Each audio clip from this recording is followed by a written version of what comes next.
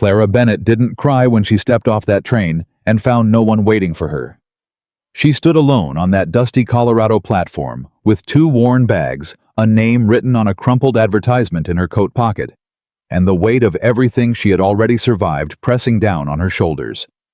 She picked up both bags herself. She asked a stranger for directions. And then she started walking toward a man who had already forgotten she was coming toward a dying ranch that everyone in the county had written off, toward a life that no one believed was worth saving anymore. No one thought she would last a week. She lasted long enough to change everything. If this kind of story speaks to something in your heart, I want you to subscribe to this channel right now, hit that notification bell, and drop the name of your city in the comments below, because I want to see exactly how far this story has traveled.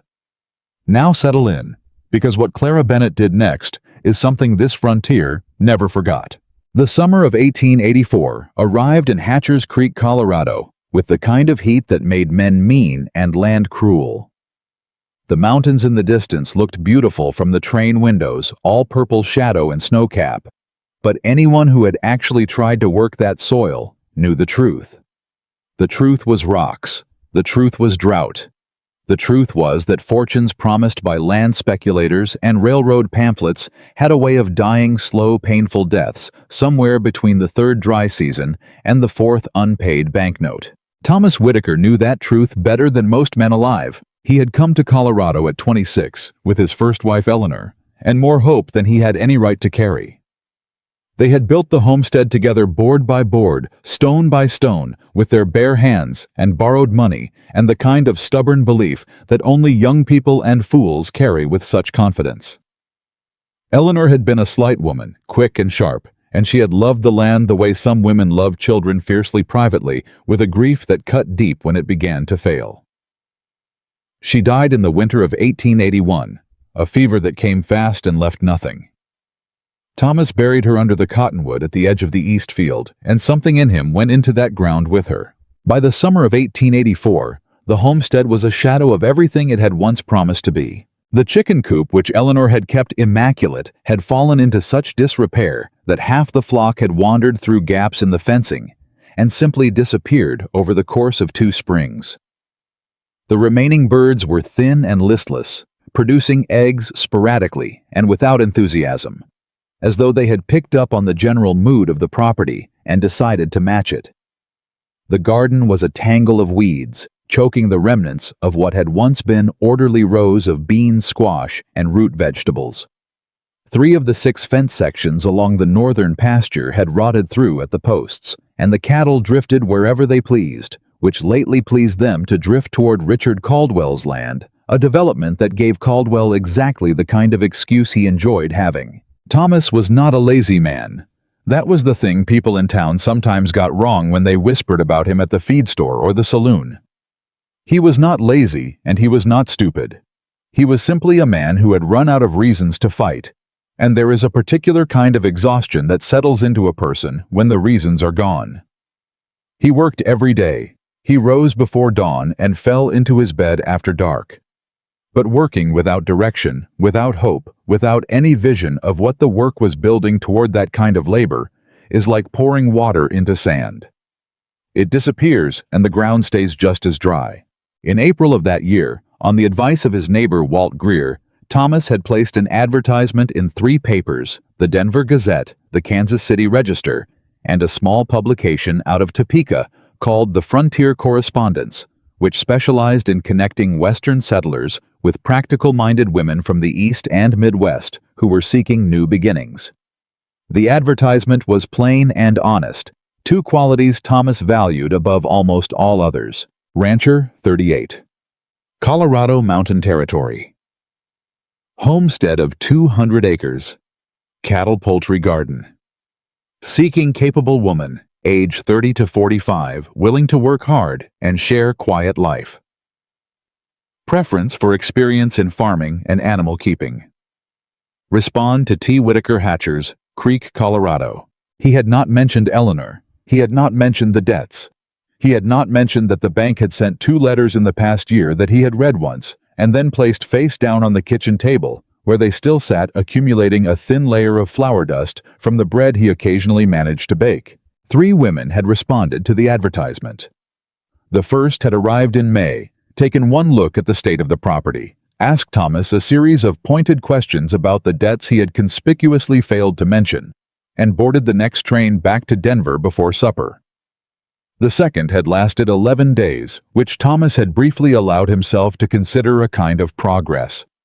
She had been a soft-spoken widow from Nebraska who cried quietly every evening and was gone one morning without a note. The third wrote 2 letters seemed promising, and then simply stopped writing without explanation. Walt Greer told him he should put in another advertisement, this time being honest about the debts. Thomas told Walt that honesty in an advertisement would guarantee no woman ever came at all. Walt said that dishonesty was guaranteeing the same result, just with more wasted train fare. Thomas put in the advertisement again, this time to the Frontier correspondents alone, because it was the cheapest option and his finances were not accommodating extravagance.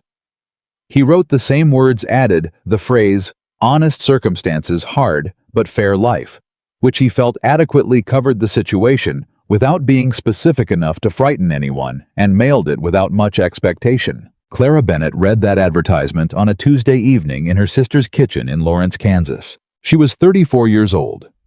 She was a large woman, broad through the shoulders, heavy through the waist and hips, with strong hands and steady eyes, and the kind of physical presence that some people found imposing, and others found comforting, depending largely on what they needed from the world at any given moment. She had been living with her sister Margaret for 8 months, which was 6 months longer than she had intended, and approximately 7 months longer than was comfortable for either of them, though they were too fond of each other to say so directly. Clara's husband Daniel had died 2 years earlier of a lung sickness that had come on fast and gone slow, taking 18 months to finish what it started. In those 18 months, Clara had nursed him, managed their small farm outside of Lawrence, kept the books handled, the creditors sold the livestock in the right order to preserve as much as possible, and done every single thing a person could reasonably do to prevent the outcome that came anyway. The farm was gone. Daniel was gone. And Clara was left with a precise, clear-eyed accounting of exactly what she was capable of, which turned out to be considerably more than most people around her had ever bothered to notice. She was not bitter about that. She had spent a good portion of her adult life not being noticed or being noticed for the wrong things, and she had made her peace with it long before Daniel got sick. People saw the size of her before they saw anything else. They saw what they expected to see. Clara had learned early that there was a particular freedom in being underestimated, that people who don't see you clearly can't see what you're preparing to do either. She read Thomas Whitaker's advertisement twice. Then she set it down on Margaret's kitchen table and stared at the wall for a long moment. "What's that?" Margaret asked, coming in from the yard. "An advertisement," Clara said. "Colorado." Margaret looked at her with the particular expression of a woman who already knows what her sister is about to say and has complicated feelings about it. "Clara, he needs someone who can actually run a place," Clara said. "It says right here, farming, animal keeping. It says he wants a wife. That's the same thing, isn't it, in a practical sense?" "Clara, it's Colorado. You don't know this man. You don't know anything about that ranch." "I know it's 200 acres, Clara said. "I know he's got cattle and chickens and a garden and honest circumstances, whatever that means. I know he's been trying to keep something alive alone, and he's running out of time to do it." "That sounds like a description of a sinking ship." "I'm a good swimmer," Clara said. She wrote back to Thomas Whitaker the next morning. Her letter was 3 paragraphs long, direct, and contained a complete and accurate accounting of her situation, her age, her build, her history, her widowhood, her experience managing a farm, her lack of funds, and her intention if he was willing to arrive within the month. She did not apologize for any of it. She did not soften any of it. She sent it before she could talk herself out of it. Thomas wrote back in 2 weeks. His letter was 4 sentences. The last sentence said, "The train arrives at Hatcher's Creek Station on Thursdays. I will be there." He was not there. Clara stepped off the train on a Thursday in late July into heat that hit like a wall, carrying 2 bags, one with her clothes and one with 3 books, a good knife, her mother's cast-iron skillet, and a jar of starter she had been maintaining for 6 years. She stood on the platform and looked up and down the length of it twice carefully, the way she did everything. There were 7 other people on that platform. Not one of them was a man waiting for a woman he had advertised for. She waited 40 minutes because she was not a woman who drew conclusions hastily. At the end of 40 minutes, she walked to the station agent's window. "Excuse me," she said. "I'm looking for the Whitaker homestead, Thomas Whitaker. Do you know it?" The station agent, a narrow-faced man in his 40s with ink on his fingers, looked at her for a moment with the particular kind of look that Clara had been receiving her entire life. The quick assessment, the categorization, the conclusion drawn before a word was spoken. "Whitaker," he said. "Yeah, I know it. About 4 miles north. Follow the main road out of town and take the left fork past the Greer property." He paused. "You the mail order wife?" Clara held his gaze steadily. "I'm Clara Bennett," she said. "Thank you for the directions." She picked up both bags. She walked out of the station. She started walking north. The road was dry and rutted, and the heat was considerable, and Clara's bags were heavy, and 4 miles was 4 miles by any measure. She walked at a steady pace, not rushing, taking stock of what she passed, the condition of the fields, the look of the fences, the number of cattle visible in the pastures, the general state of things. By the time the Whitaker homestead came into view, she had a working picture of the county that would have taken most new arrivals weeks to develop. She had also developed a comprehensive assessment of Thomas Whitaker's character based on the single data point of his absence from the train station. But she was reserving final judgment pending additional information. The gate to the property was open, hanging slightly off one hinge. Clara noted this. She walked through it and up the track toward the house, which was a solid enough structure 2 stories wood-sided in need of paint, but structurally sound from what she could see. There was a barn to the left that was in worse condition, one wall visibly bowing. Behind the house, she could hear faintly the sound of chickens. Thomas Whitaker came around the corner of the barn at a run, hat in hand, face red from the sun, or embarrassment, or possibly both. He pulled up short when he saw her standing in his yard with her 2 bags and her steady gaze, and something crossed his face that she would later identify as the look of a man who has just realized he has made a mistake significant enough to require reckoning. He was tall, broad-shouldered, weathered in the way that men who worked outdoors, weathered deeply creased around the eyes, sun-darkened with hands that looked like they'd been used hard for 38 years. He was in the physical sense exactly what she'd expected from a Colorado mountain rancher. What she hadn't expected was the expression on his face, which was not the dismissive appraisal she'd been bracing for, but something closer to naked mortification. "Miss Bennett," he said. I cannot express. The fence on the north pasture came down this morning and the cattle got through, and I lost track of time entirely, and by the time Walt Greer's boy rode out to remind me it was Thursday, He stopped. He put his hat back on his head and then took it off again. "I'm sorry, ma'am.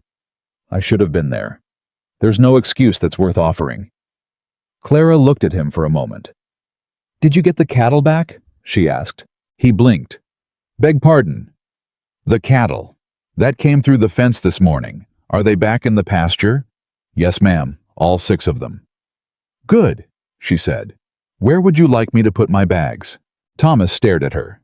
He had clearly expected something else, tears, recrimination, the particular tight-lipped fury that he had perhaps experienced before in his dealings with women. He had disappointed.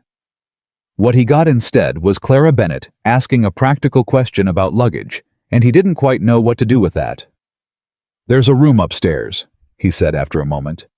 "Second door on the left. I cleaned it out." A pause. "Last week." "That'll do," Clara said. She picked up her bags and walked past him toward the front door. She had been inside for approximately 12 minutes, setting down her bags and conducting a preliminary inspection of the kitchen before she came back downstairs with a notebook she had taken from the bag with the books. Thomas was standing in the kitchen, uncertain whether to make coffee or start explaining himself further, when she appeared in the doorway and said, "I'd like to see the chickens." He looked at the notebook. "Now." "We're losing daylight," she said, "and I'd rather know what I'm working with before tomorrow morning." He took her to the chicken coop. She walked through it without speaking for 5 minutes, writing things down in the notebook. He watched her from the doorway, trying to read her expression and failing. "How many did you start with?" she asked without looking up. 30 hens and 2 roosters, he said. "Eleanor, my first wife, she started the flock in 78. How many now?" He hesitated. 11 hens, 1 rooster. She wrote that down. "When did the losses start?" "Gradual. 81-82. After—" He stopped. She looked up then briefly. "After your wife died," she said. It was not a question. "Yes." She nodded and looked back at the notebook. "The feed's wrong," she said. "They need more grain. And this coop needs ventilation. They're breathing bad air, that's why their feathers look like that. The roost is too low, and there's a gap in that far corner something's been using to get in at night." She finally looked up fully. "Have you lost any to predators?" 3 or 4 over the winter," he said. "I couldn't figure out how they were getting in." "That gap," she said, pointing. "Something's been pulling the wire back. Probably a fox. You need to reset it with heavier gauge and stake it down at the base." She wrote something else in the notebook. "I'll need to see the cattle pasture and the garden before dark if you don't mind." Thomas Whitaker walked her through every corner of his failing property that evening, and for the entire 2 hours she asked questions and wrote things down and said almost nothing evaluative. She did not say, "This is a disaster," or "I can see why those other women left," or "How did you let it come to this?" She asked how deep the well ran. She asked when the north field had last been turned. She asked what his arrangement was with the feed store in town, and whether he had any credit left there or was paying cash. She asked about the cattle's grazing rotation, and whether the eastern pasture had been rested this season. By the time they walked back to the house in the blue cooling dusk, Thomas was deeply unsettled in a way he couldn't fully name. He made supper beans and cornbread, which was most of what he made, and they ate at the kitchen table across from each other, and the silence between them was not uncomfortable so much as it was weighted with things neither of them knew how to begin saying. "Well," Thomas said finally, "what do you think?" Clara set down her fork. "I think the land is fine," she said. "The cattle are thinner than they should be, but there's nothing wrong with them that good management won't fix. The chicken flock is small, but you've still got 1 good rooster and 11 hens, and that's enough to rebuild from. The garden's been neglected, but the soil isn't dead, it just needs work." She picked her fork back up. "What I think is that you've been trying to keep too many things going alone for too long, and without a system, the effort just runs off everywhere, like water on hard ground, and you've got nothing to show for it at the end of the day." Thomas was quiet for a moment. "And what would you do about that?" he said. If you decided to stay." The words were careful. They both heard the if. "I'd start with the chickens," Clara said, "because that's the fastest return. Fix the coop, change the feed, close that gap. Give it 30 days and you'll have eggs you can sell in town. That's cash, and cash is what gives you time to work on everything else." She considered. "I'd rotate the cattle to the south pasture for the rest of the summer and let the east field rest. Come fall, we plow the east field and put it into winter wheat. I've seen the prices, and wheat makes more sense for this elevation than corn." Thomas stared at her. "We," he said. She met his eyes. "That's a question, is it?" "I suppose it is." "I came here with 2 bags and no plan to go back," Clara said. "I've been running a farm since I was 14 years old. I'm not sentimental about hard work, and I'm not frightened of hard winters. But I need to know that what I tell you about this place will be heard. I'm not looking for someone to take my suggestions under consideration. I'm looking for a partnership." Something moved in Thomas Whitaker's face that she hadn't seen there before. It wasn't the mortification from the yard, and it wasn't the careful uncertainty of a man sizing up a stranger. It was something older than either of those, something that looked, if she was reading it right, very much like relief. "Miss Bennett," he said, "the truth is, I'm 2 payments behind on the banknote, and Richard Caldwell has already come by twice to ask if I'm ready to discuss terms. The truth is, I don't know if there's enough here to save." He paused. I didn't put that in the advertisement. No, she said, you didn't. If you'd known, I'd have come anyway, she said, because the question isn't whether it can be saved. The question is whether the person I'm partnering with is willing to do what saving it requires. That's all I need to know. Thomas was quiet for a long time. Outside, the first crickets of the evening started up, and somewhere in the barn an owl had taken up residence and was making its presence known. What is it you want? He asked finally. From this, if it works. Clara thought about that. I want to be useful, she said. I want to build something. She stopped and something briefly crossed her face, something that was not grief exactly, but was adjacent to it. I spent 2 years watching something fall apart, and I couldn't stop it no matter what I did. I want to be somewhere I can make a difference, somewhere the work matters. She looked at him directly. That's what I want. He nodded slowly. That's honest, he said. I'm always honest, she said, even when it's inconvenient. The next morning, Clara was up before Thomas. He came downstairs at first light to find coffee already made, her notebook open on the table, and a list written in her clear, firm hand. 12 items long, numbered specific, and ordered by urgency. He stood in the kitchen doorway reading it for a full minute. When she came in from the yard where she had already been to check the chickens, he looked up from the list. You wrote all this morning, he said. Couldn't sleep, she said. The rooster's louder than I expected. He looked back at the list. Item 1 was close the coop gap before nightfall today, Fox. Item 2 was calculate current feed cost versus egg yield and determine whether to increase flock or weight. Item 4 was speak to the feed store about credit terms. Item 8 was locate and review bank correspondence, both letters. Thomas set the list back on the table. How did you know about 2 letters? He said. Clara poured herself coffee. Because there were 2 envelopes on the table with the bank's name on them, and both were face down, she said. Which means you read them and didn't want to read them again. Which means there's a deadline in at least one of them. She sat down across from him. What does the second one say? He was quiet for a long moment. Then he crossed to the table, picked up both envelopes, and handed them to her. The first letter was a standard notice of arrears, 2 missed payments, total of $68. Serious, but not yet catastrophic. The second letter was shorter and considerably more pointed. The bank was prepared to initiate foreclosure proceedings within 90 days if the account was not brought current or alternative arrangements were not made. Clara read both letters twice. She set them down and picked up her coffee. 90 days, she said. 90 days? Thomas agreed. That's enough time, she said. He looked at her. Is it?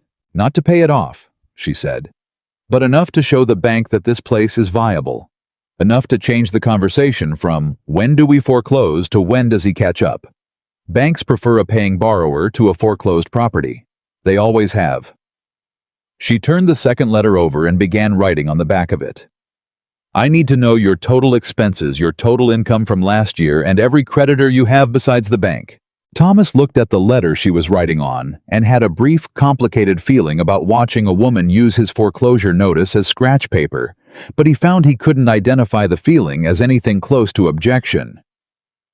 I'll get the ledger, he said. What Clara found in that ledger was not quite as bad as she had feared, which itself told her something that she had been bracing for the worst, and Thomas had somehow managed to hold something together even through 3 years of grief and diminishing hope. The debt was real, and the income was genuinely insufficient, but there was no mystery about what had gone wrong. The chickens alone, restored to the original flock size and managed properly, could generate $8 to $12 a month in egg sales. The garden, if brought back to productivity, reduced his cash food expenditure and freed up money for other needs. The cattle, if managed to prevent the ongoing drift and damage to Caldwell's fences, eliminated a source of conflict that Clara already understood was costing him more than just money. She spent the first week largely silent, observing and working. She fixed the coop gap the first morning, Thomas watching, as she cut and reset the wire herself, rather than waiting for him, and moved the chickens to better feed within 3 days. She pulled weeds in the garden every evening after supper.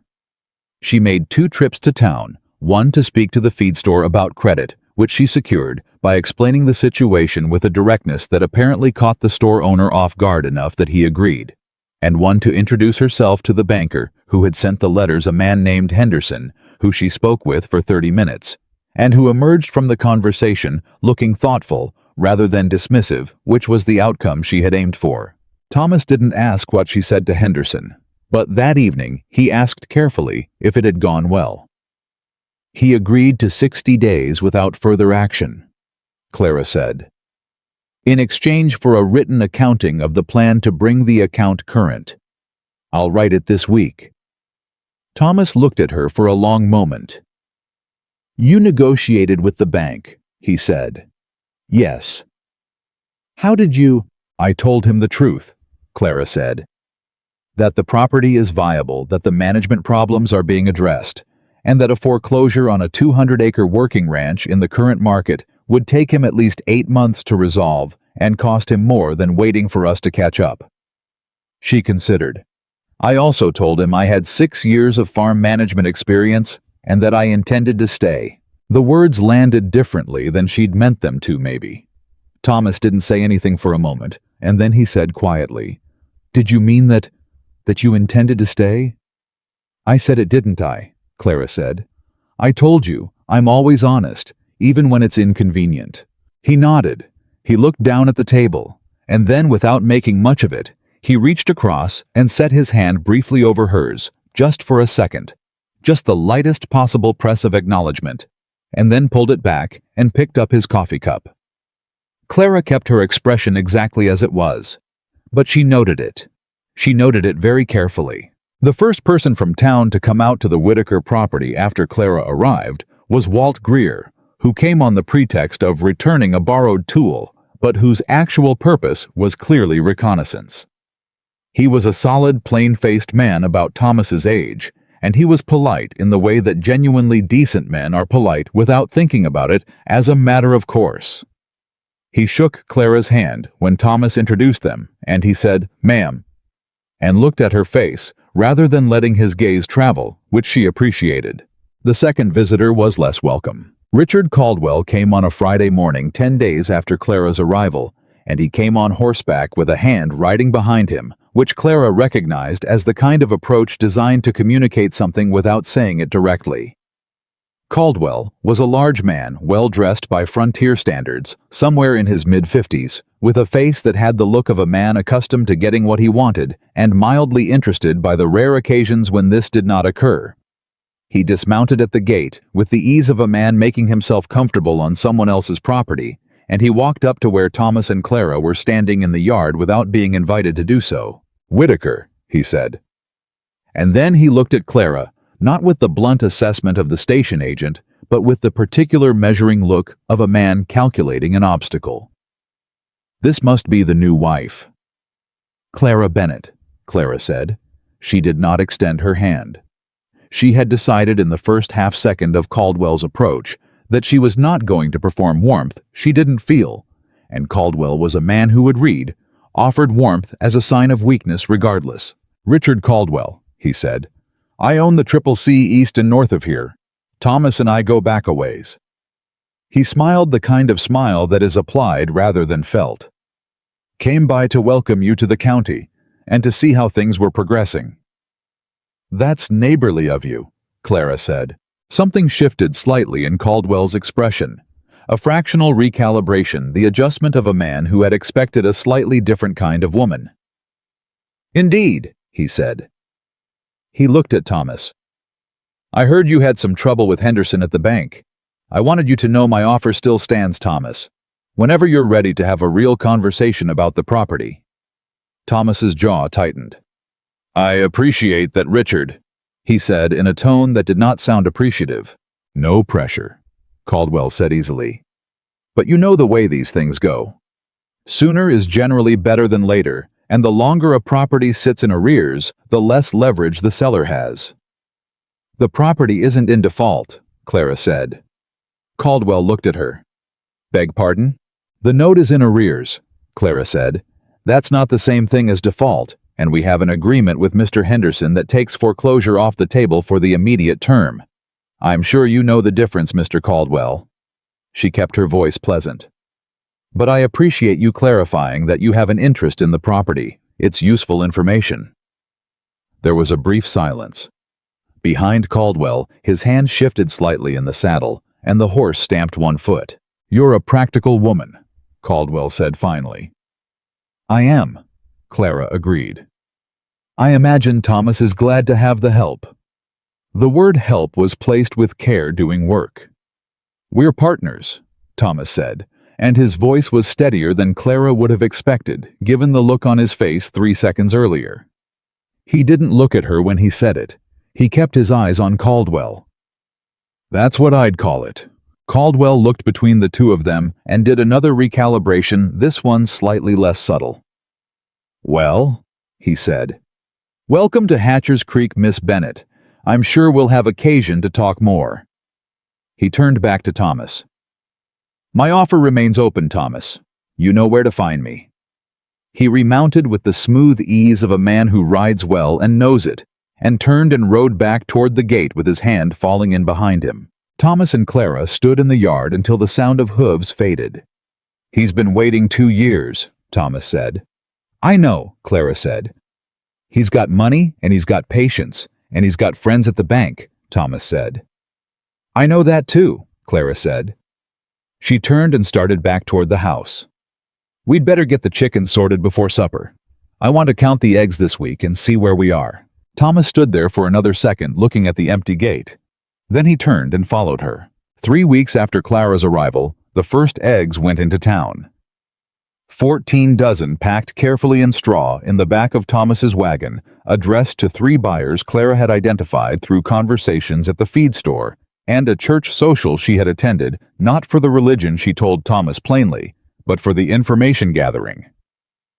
The buyers were a restaurant, a hotel kitchen, and a housewife 2 streets over who had been buying from a supplier in the next county and was unhappy about the freshness. She sold all 14 dozen at a price 10 cents per dozen higher than Thomas had ever managed to get, because she had brought 2 of the hens into town in a crate and let the restaurant owner see them personally, which established that the eggs were coming from healthy birds and not the half-dead chickens that gave the Whitaker name its current reputation in town. Thomas looked at the money when she put it in his hand that evening. That's more than I've made off those chickens in 2 years, he said. That's because you were selling a product without selling the story behind it, Clara said. People in town know this ranch has been struggling. You have to give them a reason to believe in the product before they'll pay a fair price for it. She sat down at the table. Next month, we'll have enough eggs to add 2 more buyers. By October, if we bring the flock up to 25 hens, we can think about selling to the mercantile as well. Thomas sat down across from her, and he was looking at her in the particular way he had started looking at her in the past week. Not the careful uncertainty of the first days, but something more direct, something that had enough weight to it that Clara had started noticing when it happened, and then noticing that she was noticing, which was its own kind of information. Clara, he said. Yes, I owe you an apology, he said. Not just for the train station, though that stands on its own, but for... He paused. When I put that advertisement in, I told Walt Greer I just needed someone sensible who could help keep the place from falling apart completely. Someone who could manage the house and the animals. I wasn't... He stopped again. I wasn't thinking about partnership. I wasn't thinking about what I was asking for when I asked for a wife. I was thinking about help, Clara said, not unkindly. About someone who would stay, he said. That was the honest truth of it. I just needed someone who would stay. He looked at his hands. I didn't expect... He didn't finish the sentence. Clara waited. You're the most capable person I've ever had on this property, he said finally, including myself, and I've been working it for 12 years. Clara was quiet for a moment. I'm a farmer, she said at last. It's what I know. It's what I've always been. It's more than that, Thomas said. You walked 4 miles in July heat with 2 bags, and you walked in that gate and you didn't say one word about the condition of anything. You started working. I figured talking about what was wrong wouldn't fix it, Clara said. Most people talk, he said. Most people see something failing, and they talk about how it's failing. He made a gesture that indicated the whole of the past 3 weeks. You just started. Clara looked at him steadily. Thomas, she said, I need to ask you something directly, and I need you to answer me honestly. All right, he said. Do you intend to let me do this work? She said. Not tolerate it, not watch it with appreciation and then override it when you disagree. But actually partner with me, hear what I say about this land, and take it seriously, even when it contradicts what you've been doing. Thomas held her gaze. Yes, he said. That's what I intend. Because if Caldwell comes back, she said, and he will come back, I need to know that when I make decisions to protect this property, you'll stand behind them, even if the method is different from what you'd choose. He will come back, Thomas agreed. I know, she said. And when he does, I want us to be ready, not just the finances. I want the whole county to know this homestead is producing. I want the restaurant owner and the hotel kitchen and Mrs. Alderman on Birch Street all talking about where their eggs come from. I want Caldwell to come back and find that the market for what we're building here has already been established and can't be undone by a foreclosure sale. Thomas looked at her for a long moment.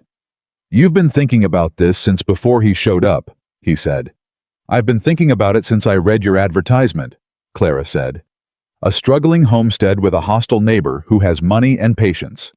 That's not a financial problem. That's a strategy problem. And strategy is something I'm good at. Outside, the summer dark was settling in, and the first stars were appearing above the mountains, and the owl in the barn was starting up again. Thomas looked at Clara across the kitchen table, at the notebook she had set aside, at the careful, steady expression she wore, the way some people wear armor at the hands, that had already in 3 weeks fixed more on this property than he had managed to fix in 2 years alone, and he felt for the first time in 3 years the particular sensation of being somewhere that might actually become a future. What do you need, he said, to do this right? What do you need from me? Clara thought about it honestly for a moment. I need you to stop apologizing for the condition of this place when people come by, she said. That's the first thing. Every time you apologize for it, you're telling people it's as bad as they think. Stop apologizing. Start describing what it's becoming. All right, he said. I need you to back me up with Henderson at the bank. Go in with me next week and let me do the talking, but stand beside me when I do it. I can do that. And I need... She paused. This one was harder to say somehow. I need you to tell me about Eleanor. Not everything, and not now. But she built those chickens, and she started that garden, and she's in this land whether we acknowledge her or not. I'd rather honor what she built than pretend it was always like this. Something happened in Thomas's face then that was not grief exactly, or if it was grief, it was the kind that doesn't break a person, the kind that has been sitting long enough to become something more like a stone in the chest, heavy but no longer sharp. She would have liked you, he said quietly. That's a kind thing to say, Clara said. It's the truth, he said. She was practical. She didn't suffer fools. And she would have seen exactly what I see. He looked at his hands. She would have told me I was a fool to have been managing things the way I have been. You weren't managing things poorly, Clara said. You were managing them alone. That's different. Thomas looked up at her. In the lamplight, with the sounds of the Colorado night outside, and the weight of the past 3 years sitting somewhere behind his eyes, he looked like what he was, a man who had been trying his best and coming up short for long enough that he had forgotten what trying and succeeding felt like. Stay, he said. It wasn't a question. It wasn't a request quite either. It was somewhere between those things a word said, as though it were the most important word left in his vocabulary. Clara looked at him for a long moment. I walked 4 miles in July heat to get here, she said. I'm not going anywhere, and somewhere in the dark outside in the coop, with its newly closed gap and its better feed, and its 11 hens and one good rooster, who had started crowing with something that sounded improbably like confidence. The small and stubborn beginnings of something were already taking root. The rooster crowed at 4:30 that first morning, after Thomas said stay, and Clara was already awake when it happened, lying in the upstairs room with the ceiling she hadn't looked at yet, and the window she hadn't opened, running numbers in her head, the way she had run numbers for the past 3 weeks. Feed costs against egg yield, labor time, against output, debt service against what was realistically achievable in 90 days, and what was achievable in 60, and what was achievable in 30, if everything went exactly right, which it never did. But you had to start somewhere. She got up dressed and went downstairs before Thomas stirred. The ledger was on the table where she'd left it. She opened it to the page she'd been working on the night before and looked at the column of numbers she'd written in the margin. The parallel accounting she'd been running alongside Thomas's original entries, not to correct him, but to see the shape of the thing. Clearly, the way a doctor reads a chart. Not to argue with the patient's experience of being sick, but to understand what the sickness actually is. The shape of it was this. The homestead was losing approximately $40 a year, which wasn't ruinous in isolation, but became ruinous when you added $68 in arrears and a 90-day clock that had already ticked down to 67 days, and a neighbor who was watching the property the way a man watches a card game he expects to win. $40 a year. She'd been thinking about that number all night, because $40 a year lost was $12 a month lost, and $12 a month lost was $3 a week, and $3 a week was a gap that a productive chicken flock, a functioning garden, and one good idea could close. The numbers weren't the problem. The numbers were almost manageable. What hadn't been manageable for 3 years was having someone in that house who could see that. She heard Thomas on the stairs at 5, and she had coffee ready when he came through the kitchen doorway, and he stopped and looked at the ledger open on the table, and the coffee waiting, and her sitting there with her notebook, and something crossed his face that she was starting to recognize. A kind of quick recalibration. The expression of a man who keeps expecting to come downstairs and find the situation one way and keeps finding it different. "You been up long," he said. "A while," she said. "Sit down. I want to show you something." He sat. She turned the ledger to face him and put her finger on the column she'd written in the margin. "This is what we're actually losing," she said. "Not what the bank sees. What we're actually losing month by month when you account for the feed cost that's too high, and the egg income that's too low, and the garden that's producing maybe 30% of what it should." Thomas looked at the numbers. His jaw worked slightly the way it did when he was processing something he didn't entirely want to process. "That doesn't look as bad as I expected," he said carefully. "It's not," she said. "That's what I'm telling you. This place isn't dying because it's broken past fixing. It's dying because the margin is thin and the management hasn't been able to close the gap." She tapped the page.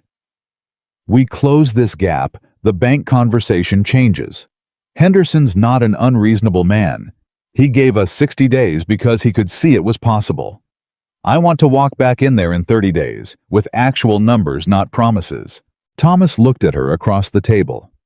"You're thinking we go back in 30 days.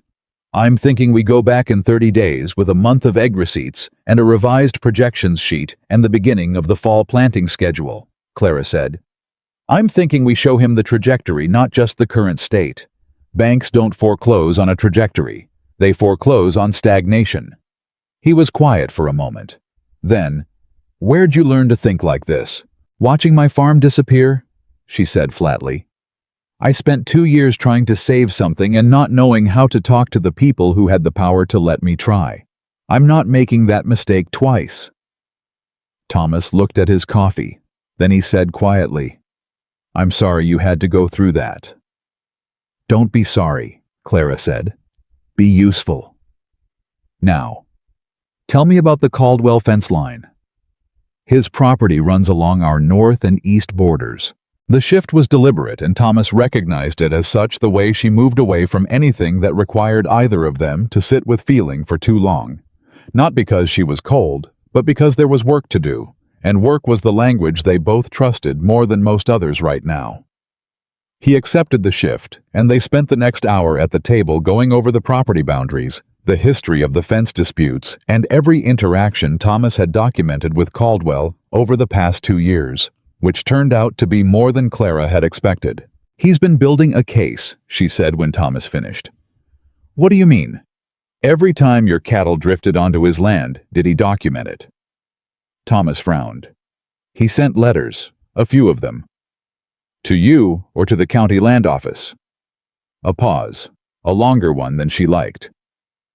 "I don't know," he said. "We need to find out," she said. "Today if possible." "Clara, the land office is in Millbrook. That's 12 miles. "Then we should leave soon," she said. Thomas stared at her. "You want to ride to Millbrook today?" "I want to know if Richard Caldwell has been filing formal complaints against this property before he shows up again with another offer," she said. "Because if he has, that changes what we're dealing with. That's not a neighbor making opportunistic offers. That's a man building legal groundwork." She stood up and took her coffee cup to the basin. "Do we have a horse I can ride, or do we take the wagon?" They took the wagon because Clara had not ridden in 2 years and said so plainly, and Thomas had not argued, which she noted. The ride to Millbrook gave them 2.5 hours in each direction, and it was the longest sustained conversation they had managed since her arrival. Not about the ranch, or not only about the ranch, but the kind of conversation that happens between two careful people when they are placed in proximity with nowhere else to look and nothing pressing to manage. She told him about Daniel. Not everything, but enough: the sickness, the farm, the specific particular exhaustion of watching something you love diminish gradually over a long time. Thomas listened without offering comfort, which was the right thing to do, and she noticed that too. He told her about Eleanor, about how she had planted the first garden in the spring of 1879, with seeds she'd carried all the way from Ohio, how she had known the name of every chicken in the original flock, how she had laughed at Thomas when he tried to learn to cook after her first winter illness, and produced something that he called biscuits and she called something considerably less polite. Clara smiled at that genuinely, and Thomas looked at her sideways when she did quickly, as though checking to see if the smile was real. It was real. He seemed to understand that. What Clara found at the Millbrook land office was worse than she'd feared and better than her worst case. Caldwell had filed 3 formal complaints over the past 18 months, all regarding cattle trespass, all with dates and estimated damages, all submitted with the kind of careful paperwork that suggested either Caldwell himself had legal experience or he was paying someone who did. The complaints were legitimate, which was the part that wasn't better. What was better was that none of them had been escalated, which meant the land office clerk, a young man named Abbott, who seemed to find the whole situation more interesting than he should have told her, that without a formal response from the property owner, the complaints just sat. "What happens if they keep sitting?" Clara asked. Abbott looked at his desk. "After a certain period, the complainant can petition for a hearing," he said. "That's usually." He checked a ledger. "Usually about 2 years from the first filing. The first one here is dated March of last year." "March of last year," Clara said. "So 9 months. "Give or take," Abbott said. Thomas, standing beside her, said nothing. His expression was doing something complicated. Clara looked at the 3 complaint documents and asked Abbott if she could have copies. He obliged with the slightly dazzled efficiency of a man who is not accustomed to women arriving to conduct land office business with the focused energy of a lawyer with a court date.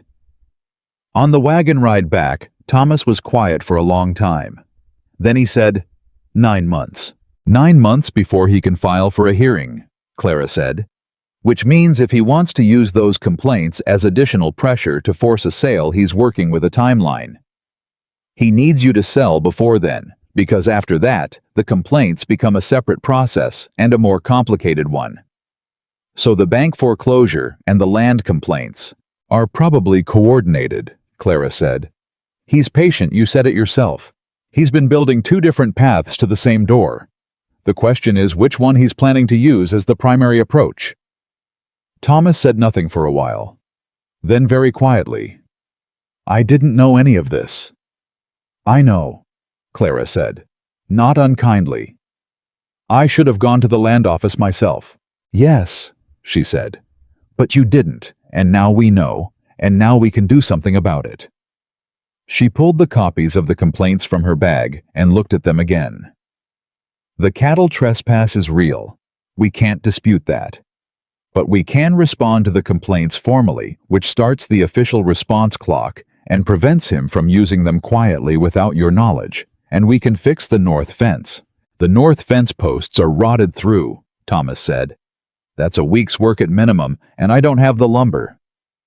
What does lumber cost at the Millbrook yard? He told her. She calculated in her head for a moment. We can cover it with the next 2 egg payments, she said. We start the fence the week after. Thomas looked at her. The late afternoon light was going golden and long across the Colorado Road, and there was dust rising from the wagon wheels, and somewhere behind them a hawk was making lazy circles, and Thomas Whitaker was looking at Clara Bennett with an expression she had not seen on his face before, something raw and entirely undefended. Clara, he said, why are you doing this? She looked at him directly. Doing what? All of it. The land office, the bank, the fence, the chickens. A pause. Me.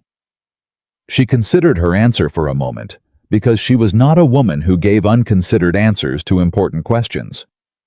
Because it's worth doing, she said. Because this land is worth saving, and you're worth helping, and I have the ability to do both. She looked back at the road.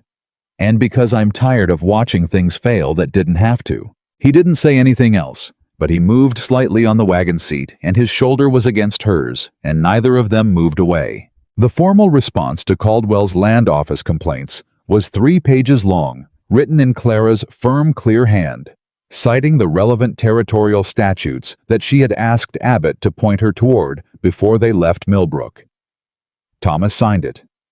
Clara rode back to Millbrook alone 2 days later to file it because Thomas had cattle to manage, and the look on Abbott's face when she reappeared at his window was almost worth the 24 miles. What she didn't expect was Richard Caldwell being in Millbrook that same day. She saw him coming out of the bank as she came out of the land office, and for a half second their eyes met across the width of the main street, and she could see the moment he recognized her, and the moment he registered what building she had just exited. He walked toward her. She stood still and waited. "Miss Bennett," he said. His tone was pleasant. His eyes were not. "Mr. Caldwell," she said. "Business at the land office," he said. "Routine filing," she said. "Property documentation." She smiled pleasantly. "You know how it is. A new partner on a property there are always administrative matters to attend to." The word partner landed exactly where she meant it to. "Indeed," Caldwell said. His jaw was doing something careful. "Thomas is lucky to have such a thorough helpmate." "We're partners," Clara said. The same word Thomas had used. She meant it the same way. "I'll tell him you said hello, Mr. Caldwell."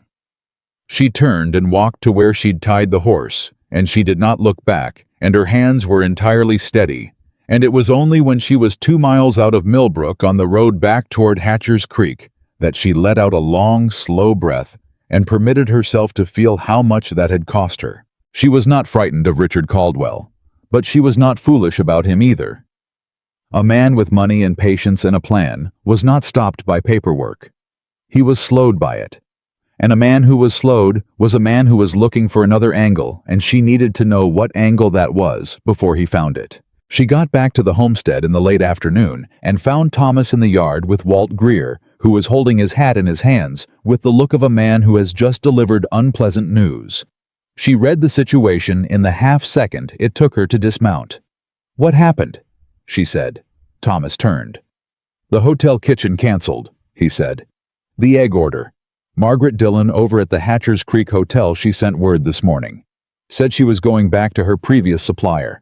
Walt Greer turned his hat in his hands. "Her previous supplier is Caldwell's brother-in-law," he said somewhat apologetically. "He runs a farm east of here." Clara stood still for a moment, 36 dozen eggs a month gone. Gone not because the eggs were inferior, she knew they weren't. She had watched Margaret Dillon's cook practically glow over the yolks 3 weeks ago, but gone because Richard Caldwell had made a phone call or sent a letter and reminded his brother-in-law that there was a favor owed. "All right," she said. Thomas looked at her. "Clara, he's telling us something," she said. "He can reach our buyers, which means we need buyers he can't reach." She handed the horse's reins to Walt without looking at him. "Walt, do you know anyone in Millbrook who buys eggs regularly, not through a local supplier?" Walt blinked. "There's the Millbrook Hotel," he said slowly. "They're bigger than the Hatcher's Creek one, and the school they've been talking about a regular food supplier since the new schoolmaster came. And," he thought, "there's a women's auxiliary that meets Thursdays. They do big suppers for the church. They'd go through a lot of eggs." "Good," Clara said. She was already walking toward the house. "Thomas, can we get to Millbrook by Thursday morning?" "Clara." His voice stopped her at the door. She turned. He was looking at her with something in his face that was tangled up between admiration and concern, and something else she wasn't ready to name. "He's going to keep doing this," he said. "Every buyer we find." "He can't reach all of them," she said. "He's got relationships in this county, but he's not the only man with relationships. We find enough buyers and spread them wide enough, and he can't pull them all." She met his eyes. "But I need you to trust me on this. I know it feels like we're fighting a losing battle. We're not. We're fighting a slow one. That's different." Thomas held her gaze for a long moment. Walt was extremely interested in the middle distance. "I trust you," Thomas said. She turned and went inside, and she sat down at the kitchen table, and she opened her notebook, and she did not let herself think about how much she had needed to hear those 3 words until much later that night, when the house was quiet and the figures in the ledger blurred slightly, and she had to blink twice before they came clear again. Thursday's trip to Millbrook produced the school supply contract, which was small but steady. 2 dozen eggs a week, paid monthly. With the new schoolmaster, a precise young man from Pennsylvania named Morrison, who seemed both surprised and impressed that Clara had come to speak to him personally. It also produced an introduction to a woman named Helen Vance, who ran the Women's Auxiliary, and who within 40 minutes of meeting Clara had agreed to a standing monthly order, and also appeared to be extremely interested in Clara's opinions about the Territorial Council's recent positions on water rights, which Clara had not previously considered herself to have opinions about, but found in the course of the conversation that she did. Helen Vance was 60, broad, sharp-eyed, and had the particular bearing of a woman who had been underestimated enough times to have developed a permanent mild amusement about it. She shook Clara's hand at the end of their conversation and held it a moment. "You're new to this county," she said. "About 5 weeks," Clara said. "And you're already in the land office, and the school office, and my parlor," Helen said, not disapprovingly. "Where'd you come from?" "Kansas," Clara said. Helen Vance smiled. "Good," she said. "This county could use more Kansas." On the ride back, Thomas said, "You know she's on the county board of trustees." "I know," Clara said. "Did you know that before you went in there?" "No," she said. "But I'm glad I do now." Thomas shook his head slowly in the way of a man who is becoming accustomed to being impressed and is still not entirely sure how to carry it. "Walt Greer told me this morning. He said that half the town is talking about you." "Good things or bad things?" Clara said. "Walt says it's approximately even," Thomas said. "The feed store owner thinks you're the most organized person to come through the county in 10 years. A few of the older ranchers think it's strange a woman running the business side of a homestead. And apparently someone told someone that you went to the land office over the Caldwell complaints, and Caldwell himself is—" He paused. Walt's word was unsettled. "Good," Clara said. "Clara, unsettled men make mistakes," Thomas said. "But they also make moves." She looked at him. "I know," she said. "That's why I want him unsettled. A man who's comfortable waits. A man who's unsettled acts. And when he acts, we'll see what he's actually got." Thomas was quiet for a moment. "You're not afraid of him at all, are you?" he said. It was not quite a question. She thought about that honestly. "I'm afraid of losing this place," she said. "I'm afraid of coming this far and doing this much and then watching it go to a man who wants it for all the wrong reasons." She paused. "But Caldwell himself, no. I've met Richard Caldwell before. Different name, different county, same plan. Men like him count on people being too tired or too frightened to pay attention. I'm not tired yet, and I don't frighten easy." She looked at him. "Does that bother you?" Thomas said, "It's the most reassuring thing anyone has said to me in 3 years." And his voice was rough at the edges, in a way that had nothing to do with the dust on the road. The move came on a Wednesday 11 days later, and it didn't come from the direction she was watching. It came from the bank. Thomas came in from the pasture at mid-morning, and his face was the color of old ash, and he had a letter in his hand that had not been there when he left the house 2 hours earlier. He sat down at the table and put the letter in front of Clara and didn't say anything. She read it. Henderson at the bank was no longer the relevant party. The note on the Whitaker homestead had been sold, transferred. The new holder of the debt was a holding company out of Denver called the Meridian Land Trust, and the Meridian Land Trust had reviewed the account and determined that the existing arrangement was insufficient, and the Meridian Land Trust was exercising its contractual right to call the note in full. Full payment due in 45 days. All $68 in arrears, plus the outstanding principal on the note. Total due, $412. Clara read the letter once. Then she read it again. Then she set it down on the table. "Henderson sold the note," Thomas said. His voice was entirely flat. "He said he wouldn't." "Henderson didn't decide this," Clara said. "Henderson was probably approached by someone who made him an offer on the note. Notes get sold. It's not illegal." She looked at the letter again. "Meridian Land Trust. Do you know who that is?" Thomas shook his head. "I do," she said. "Or I can find out." She stood up. "Get the wagon. We're going to Millbrook." "Clara, it's Wednesday. The land office isn't." "We're not going to the land office," she said. "We're going to find out who the Meridian Land Trust is and who is behind it." She picked up her coat and her notebook.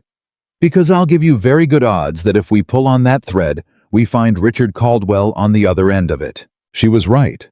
It took Helen Vance's connections at the county recorder's office and approximately 4 hours of digging through incorporation records that the county recorder was initially reluctant to produce, until Helen Vance looked at him with a particular expression that Clara suspected had been making county officials cooperative for about 20 years, but by mid-afternoon, they had it. The Meridian Land Trust had 3 principals. 2 of them were Denver businessmen Clara had never heard of. The third was a man named Gerald Marsh, who was Richard Caldwell's son-in-law. Thomas read the name twice. Then he set the paper down. "He bought the note," he said. "He bought our note through a holding company." "So he could call it?" Clara said. "And call it fast before we had time to build enough runway to survive it." $412 in 45 days, Thomas said. "Clara, we don't—" "I know what we have," she said. "I know exactly what we have." She was looking out the window of Helen Vance's parlor, where Helen had tactfully absented herself to make tea. "We have $70 in the egg account. We have the fall wheat that won't yield until November. We have the cattle which we could sell, but selling the cattle guts the long-term viability of the place, and Caldwell knows that." She turned around. "He's got us in a corner." Thomas looked at her. In all the weeks since her arrival, through every piece of bad news and every setback and every Caldwell visit and every problem she had methodically dismantled and rebuilt, she had never once used the words "in a corner." He felt the weight of those words in a way he hadn't felt anything in a long time. "Clara," he said very quietly, "is this—" He stopped, started again. "Is this the part where it's not salvageable?" She looked at him for a long moment. And then something shifted in her expression. Not the careful steadiness he had come to rely on, but something underneath it. Something that was not defeat and was not false hope, but was the most honest thing he had seen on her face since she walked through his gate. "No," she said. "It's not." She picked up her notebook. "But I need to think. Give me tonight. Don't say anything to Walt. Don't say anything to anyone, and tomorrow morning I'll tell you what I figured out."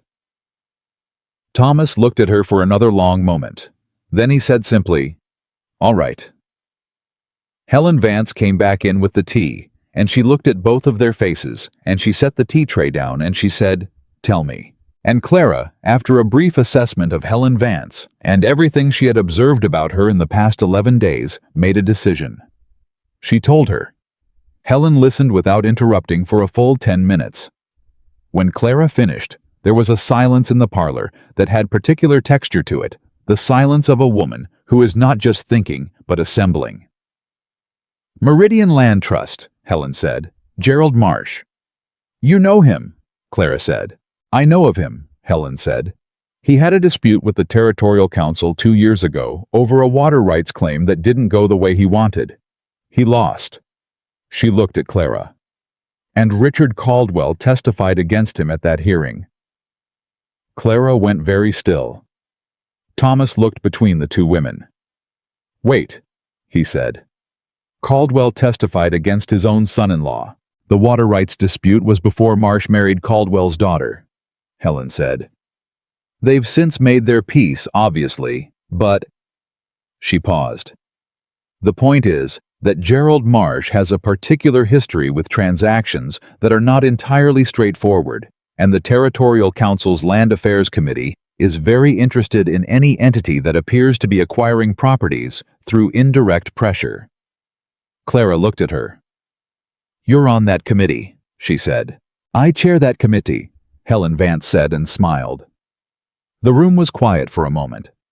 Outside, the Colorado evening was going blue and cool, and somewhere down the street a dog was barking, and inside Helen Vance's parlor, something was shifting, not dramatically, not all at once, but in the way that real things shift, the way foundations settle, the way the slow accumulation of pressure eventually finds the angle that moves the stone. "What would the committee need?"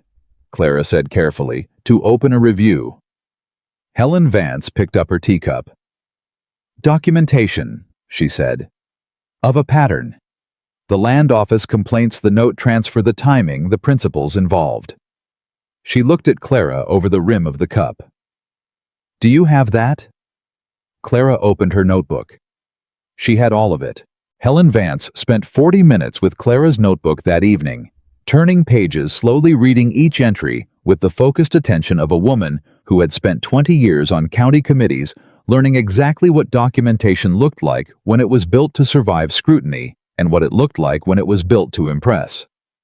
She didn't say anything while she read.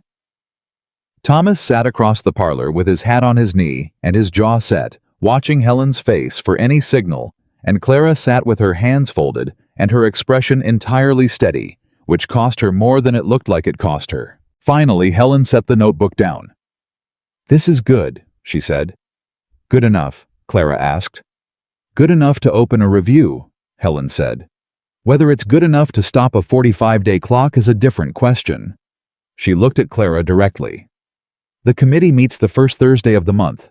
That's 9 days from now." 9 days, Thomas said. "The review itself, once opened, triggers a standard hold on any property transactions connected to the entities under review," Helen said. "That includes debt transfers and foreclosure actions." Clara felt something shift in her chest, not relief, not yet, but the first suggestion of it, the faint outline of a door that might open. "A hold," she said. "How long?" "Minimum 30 days while the review is conducted," Helen said. "Potentially longer if the committee finds sufficient cause to escalate to the Territorial Land Affairs Board." 30 days on top of 45 days. 75 days total. Clara's mind was already moving. "That's enough time to get the fall wheat committed," she said, more to herself than to the room. "And if we can secure a forward contract on the cattle—" "Clara." Thomas's voice was quiet. She looked at him.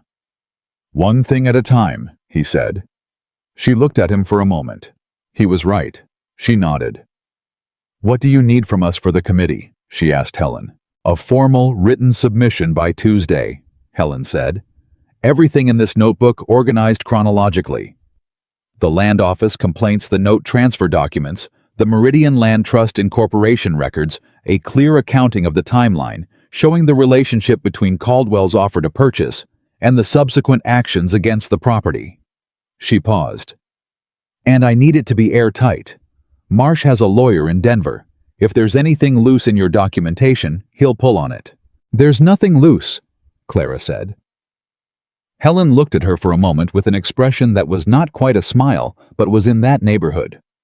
"No," she said. "I don't imagine there is." They drove home in the dark, which Clara had not intended, and Thomas had not complained about, and somewhere along the 12 miles between Millbrook and Hatcher's Creek, the night turned genuinely cold, in the way Colorado nights did, even in late summer, the temperature dropping fast once the sun was gone. Thomas pulled a blanket from behind the wagon seat without being asked and handed it to her without comment, and she took it without comment, and they drove for a while without talking. Then Thomas said, "9 days. 9 days to get the submission done," she said. "I can do it in 3 if you help me organize the land office copies."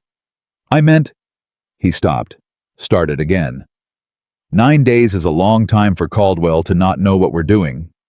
She had been thinking about that too. "He'll find out," she said. "People talk. The county recorder's office, the committee meeting notice he'll hear something within the week. And then what does he do?" "That depends on how worried he is," Clara said. "If he thinks the review is a real threat, he applies more pressure. Faster." She paused. "He might try to move on the foreclosure before the committee meets, push Meridian to accelerate the timeline." "Can they do that, call the note faster than 45 days? "Depends on the original loan agreement," she said. "I need to read the full document. Do you have it?" "Somewhere," Thomas said. "In the desk." Eleanor filed everything in the desk. "Tonight," she said. "When we get back." He nodded. The horse moved steadily through the dark, and the mountains were shapes against the stars, and Clara sat with the blanket over her shoulders and the cold on her face, and thought about Richard Caldwell sitting somewhere in his well-furnished house, comfortable, patient, watching the clock on a plan he had spent 2 years building. She thought about how he had looked at her on the street in Millbrook. The recalibration, the careful eyes. He had not expected her. That was still true. But a man like Caldwell did not stay surprised for long. The loan document was in the desk in a folder, labeled in Eleanor Whitaker's neat handwriting, and Clara read it at the kitchen table by lamplight, while Thomas made coffee and stood by the stove because he could not sit still. It took her 20 minutes to read it fully, because she read it twice, and when she set it down, her expression had shifted into something Thomas had not seen before. Not alarm exactly, but its near neighbor. "There's an acceleration clause," she said. Thomas turned from the stove. "What does that mean?" "It means the note holder has the right to demand full payment immediately, not in 45 days in full, now under certain conditions," she said. "The conditions listed here are default property damage, or—" She stopped. "Or what?" Thomas said. "Or transfer of property interest without the note holder's consent." She looked up at him. "Thomas, when I filed the formal response to the land office complaints, did those filings list me as a partner in the property?" He stared at her. "You told me to file them under both our names," he said slowly. "You said it would carry more legal weight with 2 signatories." "I know what I said," she said. "I wasn't thinking about the loan agreement." She looked back at the document. "A transfer of property interest. Depending on how broadly Marsh's lawyer reads that clause, adding a partner to the property's legal filings could be interpreted as—" "Don't say it," Thomas said. She said it anyway because the truth didn't get better from being avoided. "Grounds for immediate acceleration. Not 45 days. Immediate." The kitchen was very quiet. Thomas put down the coffee pot. He came to the table and sat down. He looked at the document. "Can they actually do that?" he said. "Use that clause." "A good lawyer can argue almost anything," Clara said. "Whether it would hold up is a different question, but arguing it doesn't need to hold up. Arguing it in court takes time and money we don't have.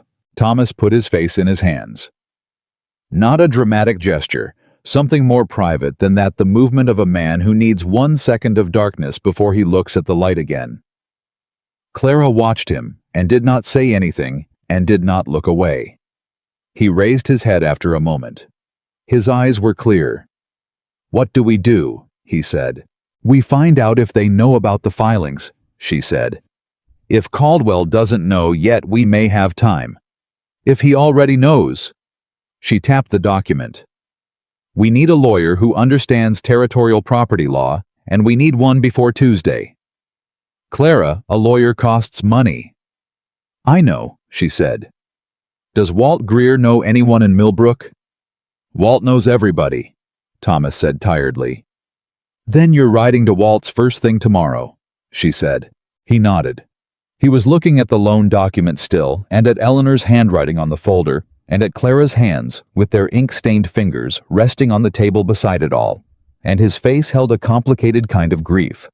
Not fresh grief, not the sharp kind, but the grief of a man who sees how much he didn't know, and how much that not knowing had cost him, and who is trying to figure out how to hold that and keep moving at the same time. "Clara," he said. "Yes, I should have read this document years ago," he said. "I signed it and I filed it, and I never..." He stopped. "Eleanor filed everything. After she died, I left it all in the desk." "Thomas," she said, and her voice was entirely without judgment. "You were keeping cattle alive in a Colorado winter alone and grieving your wife. You did what you could do." She paused. "You can't go back and read a document you didn't read. You can read it now. That's what we're doing." He looked at her. "How do you do that?" he said. "Do what?" "Say things that make it sound like the facts are just the facts," he said. "Not shameful, not a disaster, just the situation." "Because they are just the facts," she said. "Shame doesn't help, facts do." He reached across the table then, and it was not like the brief press of his hand from weeks ago. This was deliberate, his hand covering hers and staying. She looked down at it. Then she looked up at him. "I'm glad you came," he said. "I know I've said things close to that before, but I want to be plain about it. I'm glad you came, and I'm glad you stayed, and whatever happens with the bank and Caldwell and all the rest of it, I'm glad you're here." Clara looked at him for a long moment. "I'm glad I came too," she said, and meant it with a precision and weight that she hadn't expected when she wrote back to a 4-sentence letter from a Colorado rancher she'd never met. Walt Greer knew a lawyer. Of course he did. The lawyer's name was James Aldridge. He was based in Millbrook. He had 20 years of territorial property law behind him, and he was, Walt said with the tone of a man offering a minor caveat, somewhat expensive. Thomas and Clara sat in Aldridge's office on Friday morning, which was 2 days after the kitchen table conversation and 7 days before the committee meeting, and Aldridge read the loan document and the Meridian Land Trust Incorporation records and the committee submission draft that Clara had already completed in 2 days, which caused him to look at her over his reading glasses in a way that suggested he was revising his expectations. "The acceleration clause is real," Aldridge said when he finished, "but it requires written notice of the claimed triggering event before it takes effect. Have you received any notice from Meridian Land Trust beyond the original 45-day call?" "No," Clara said. "Then they either don't know about the property interest transfer yet," Aldridge said, "or they're deciding whether to use it." He set the documents down. "Here is the problem. If they invoke the acceleration clause, your 45 days becomes 0 days. You'd need to respond in court to challenge the invocation, and a court challenge in the territorial system takes..." "How long?" Clara said. 3 to 5 months minimum," Aldridge said, "which means you'd be operating under a cloud for the duration. You couldn't sell the property, couldn't refinance, couldn't enter new contracts without disclosure." "Which is exactly what Caldwell wants," Thomas said. His voice had a flatness to it that Clara recognized not defeat, but the voice of a man who is understanding something clearly for the first time and not enjoying the clarity. "Almost certainly," Aldridge agreed. What about the committee review? Clara said. If the review triggers a hold on transactions connected to Meridian, does that include an acceleration notice? Aldridge looked at her for a moment. That is a very good question, he said slowly. And the answer is probably yes if the committee moves fast enough. The hold would cover all adverse actions by entities under review. He paused, which means the timing matters enormously. If Meridian sends an acceleration notice before Thursday's committee meeting. Can we get the committee to meet earlier? Clara said. Aldridge looked at her. Helen Vance chairs that committee, he said. I know, Clara said. Can she call an emergency session? Another long look. Theoretically, he said.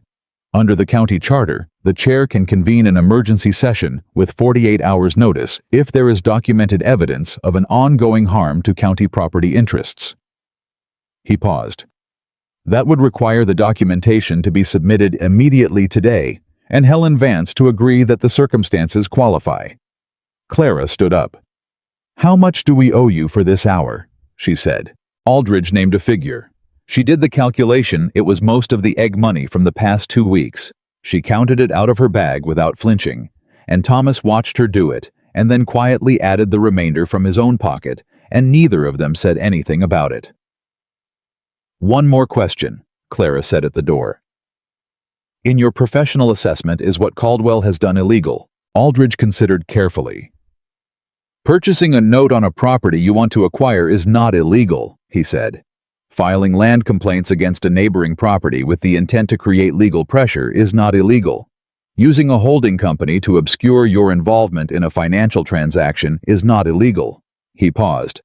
But if it can be demonstrated that the land complaints were filed with false or exaggerated claims of damage, that's a different matter. And if the note purchase was coordinated with the land complaints as part of a deliberate scheme to force a sale below market value. He paused again longer this time. There are territorial statutes on predatory property acquisition that haven't been tested much, but they exist. Clara looked at him for one more moment. Thank you, she said, and walked out. Helen Vance agreed to the emergency session by noon that same day. She sent word to the committee members by Friday evening and posted the legal notice required by the county charter on the courthouse door Saturday morning, which meant the emergency session would convene Monday. 2 days earlier than the original Thursday meeting. 2 days that might be everything. What happened Saturday afternoon was something Clara had not anticipated, which was unusual enough to be unsettling. She was in the chicken coop, the now repaired, properly ventilated, properly fed chicken coop with its 22 hens and 2 healthy roosters, which had been producing with the kind of enthusiastic consistency that Clara had predicted. And Thomas had privately not quite believed when she heard a wagon coming up the track faster than wagons normally came. She came out to find it was the Greer boy, Walt's youngest, riding alone and looking like he'd pushed the horse hard. Mrs. Whitaker, he said, and the name, which was not precisely accurate, but which people in the county had been using for the past 3 weeks with increasing frequency, landed on her the way it always did, with a small internal adjustment she hadn't decided what to do with. Mr. Greer says to tell you Caldwell was at the bank in Millbrook this morning. She went still. Henderson's bank. Yes, ma'am. Mr. Greer's cousin works there. He says Caldwell was there for an hour, and he left with papers. She turned and walked toward the house. Where's Thomas? North pasture, ma'am. Should I get him? She said. Please. Thomas came back from the north pasture at a run, which was how Clara had described the urgency, and found her at the kitchen table with the loan document and Aldridge's card and her notebook, and an expression that had gone very focused and very still. What happened? He said.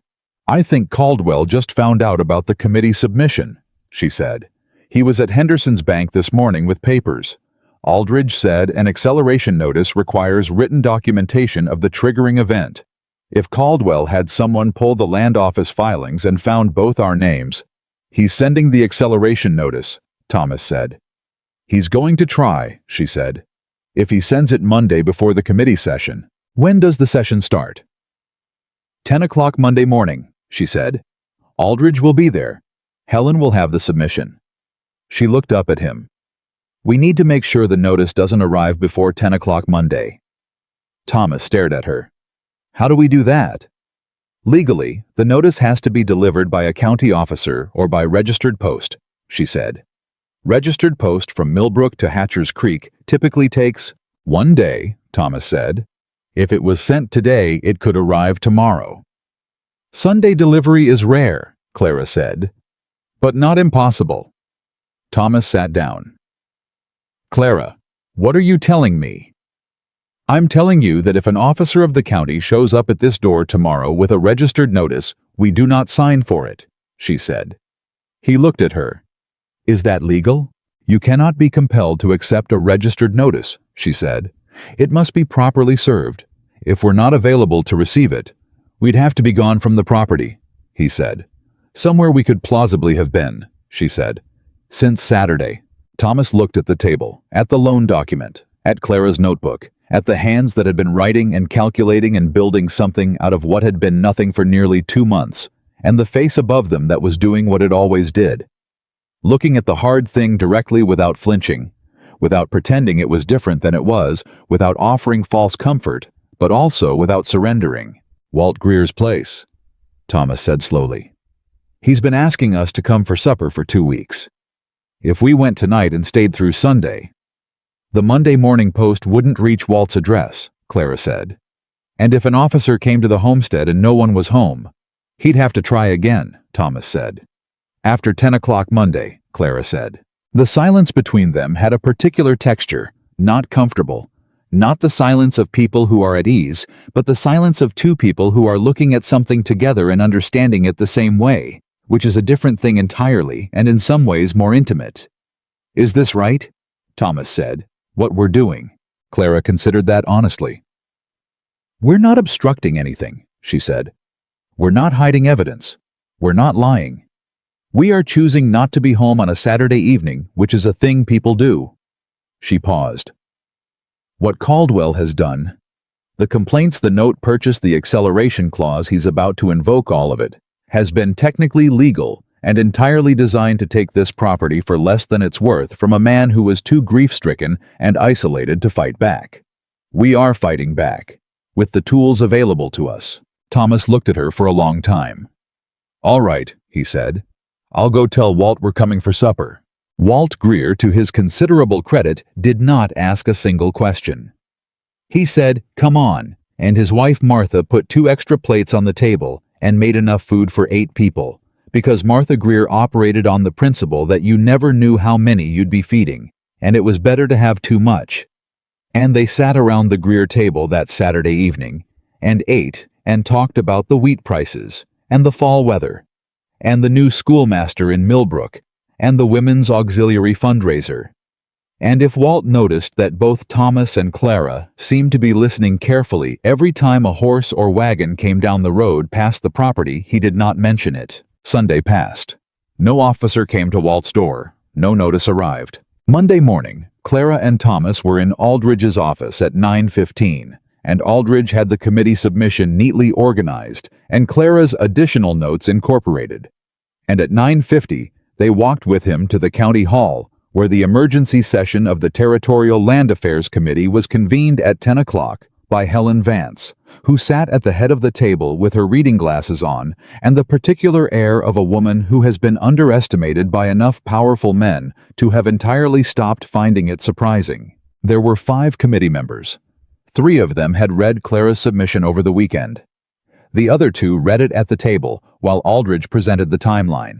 At 10:47, a county officer arrived at the door of the county hall with a registered notice addressed to Thomas Whitaker at the Hatcher's Creek Homestead, which had been produced by the law offices of M. Garrett and Associates in Denver on behalf of the Meridian Land Trust, and which constituted formal invocation of the acceleration clause in the Whitaker Homestead loan agreement.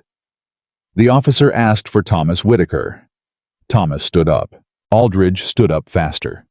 Before my client accepts service, he said clearly and firmly, I'd like to note for the record of this committee session that the notice being served pertains directly to the entities currently under emergency review, specifically the Meridian Land Trust, and that the committee's hold on adverse actions by entities under review is now in effect as of the session's opening at 10 o'clock this morning. He looked at Helen Vance. Chair, I'd ask the committee to confirm the time of session opening for the record. Helen Vance looked at the county clerk who was seated beside her with a large ledger. The session was called to order at 10 o'clock and 2 minutes, the clerk said, reading from the ledger. I have it recorded. The officer looked at the notice in his hand. He looked at Aldridge. He looked at Helen Vance.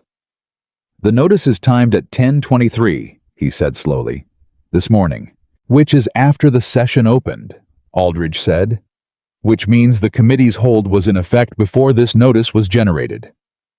The room was very quiet. The officer said, I'll need to speak to the postmaster, and left. Thomas sat back down. His legs, Clara observed from where she was sitting beside him, were not entirely steady. She did not point this out.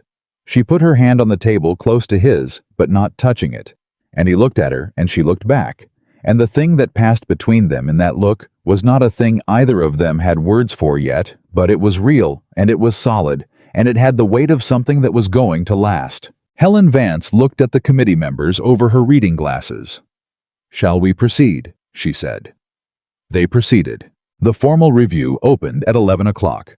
Aldridge presented the documentation.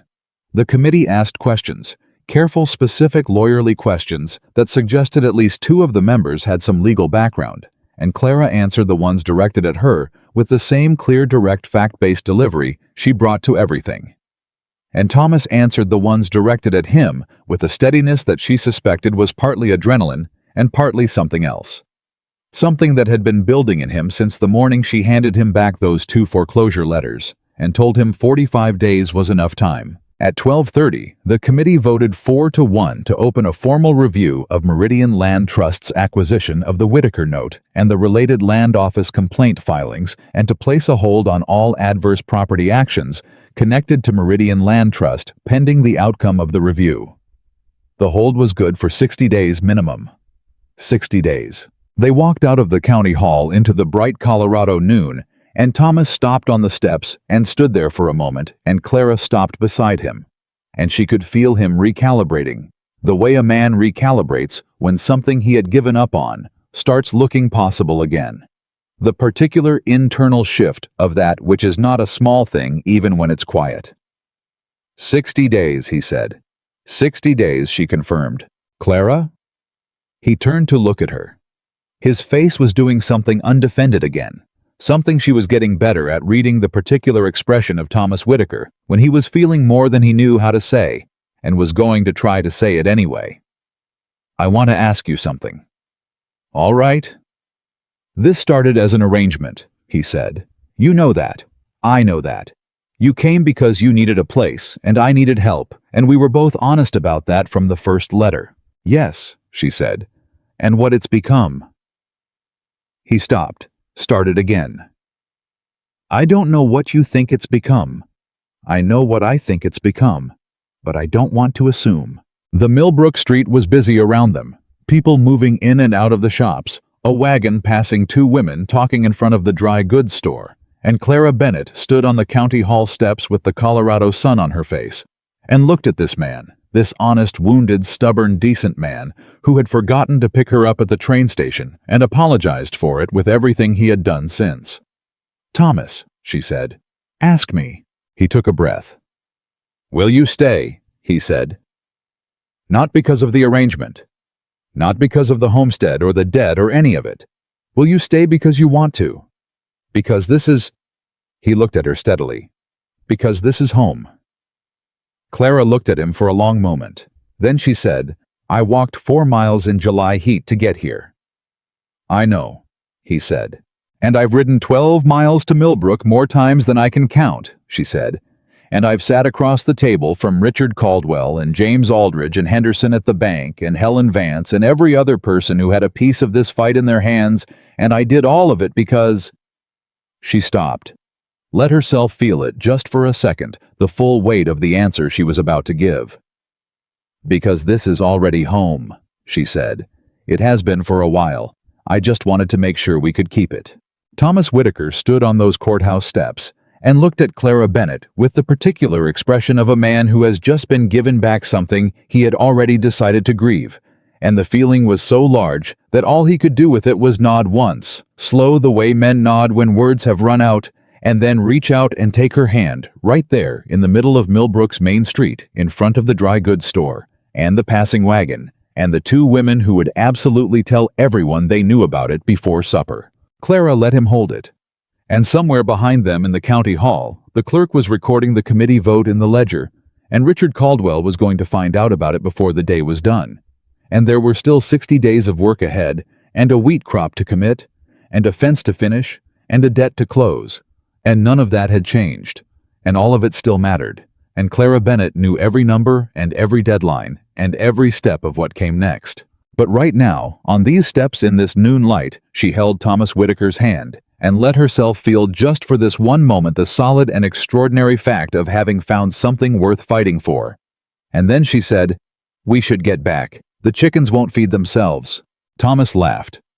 It was the first time she had heard him laugh. Really laugh unguarded and whole, and the sound of it was so unexpected and so genuinely good that she found herself smiling back before she could think about it. And they walked down the steps together, still holding hands into the bright afternoon. They were back at the homestead by mid-afternoon, and the chickens did in fact need feeding, and Clara did it herself, while Thomas unhitched the wagon and the ordinary rhythm of it, the familiar weight of the feed bucket, the sound of the flock moving toward her. The smell of the coop she had rebuilt from near ruin settled something in her chest that the courthouse steps had stirred loose. She was not a woman who trusted feelings that arrived too fast or burned too bright. She trusted this one because it had built slowly the way good things built out of hard work and honest days, and the particular intimacy of two people fighting for the same piece of ground. Thomas came into the coop while she was counting the eggs. 17, she said without looking up. "That's the best day yet," he said. "We need 25 consistently before I'll feel comfortable about the Morrison school contract through winter," she said. "But we're close." She set the last egg in the basket.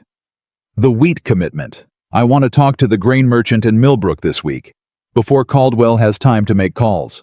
Thomas leaned against the coop doorway. "You think he'll try to block the grain contract too?" "I think he's going to be very busy in the next week finding out what happened today and deciding what to do about it," Clara said.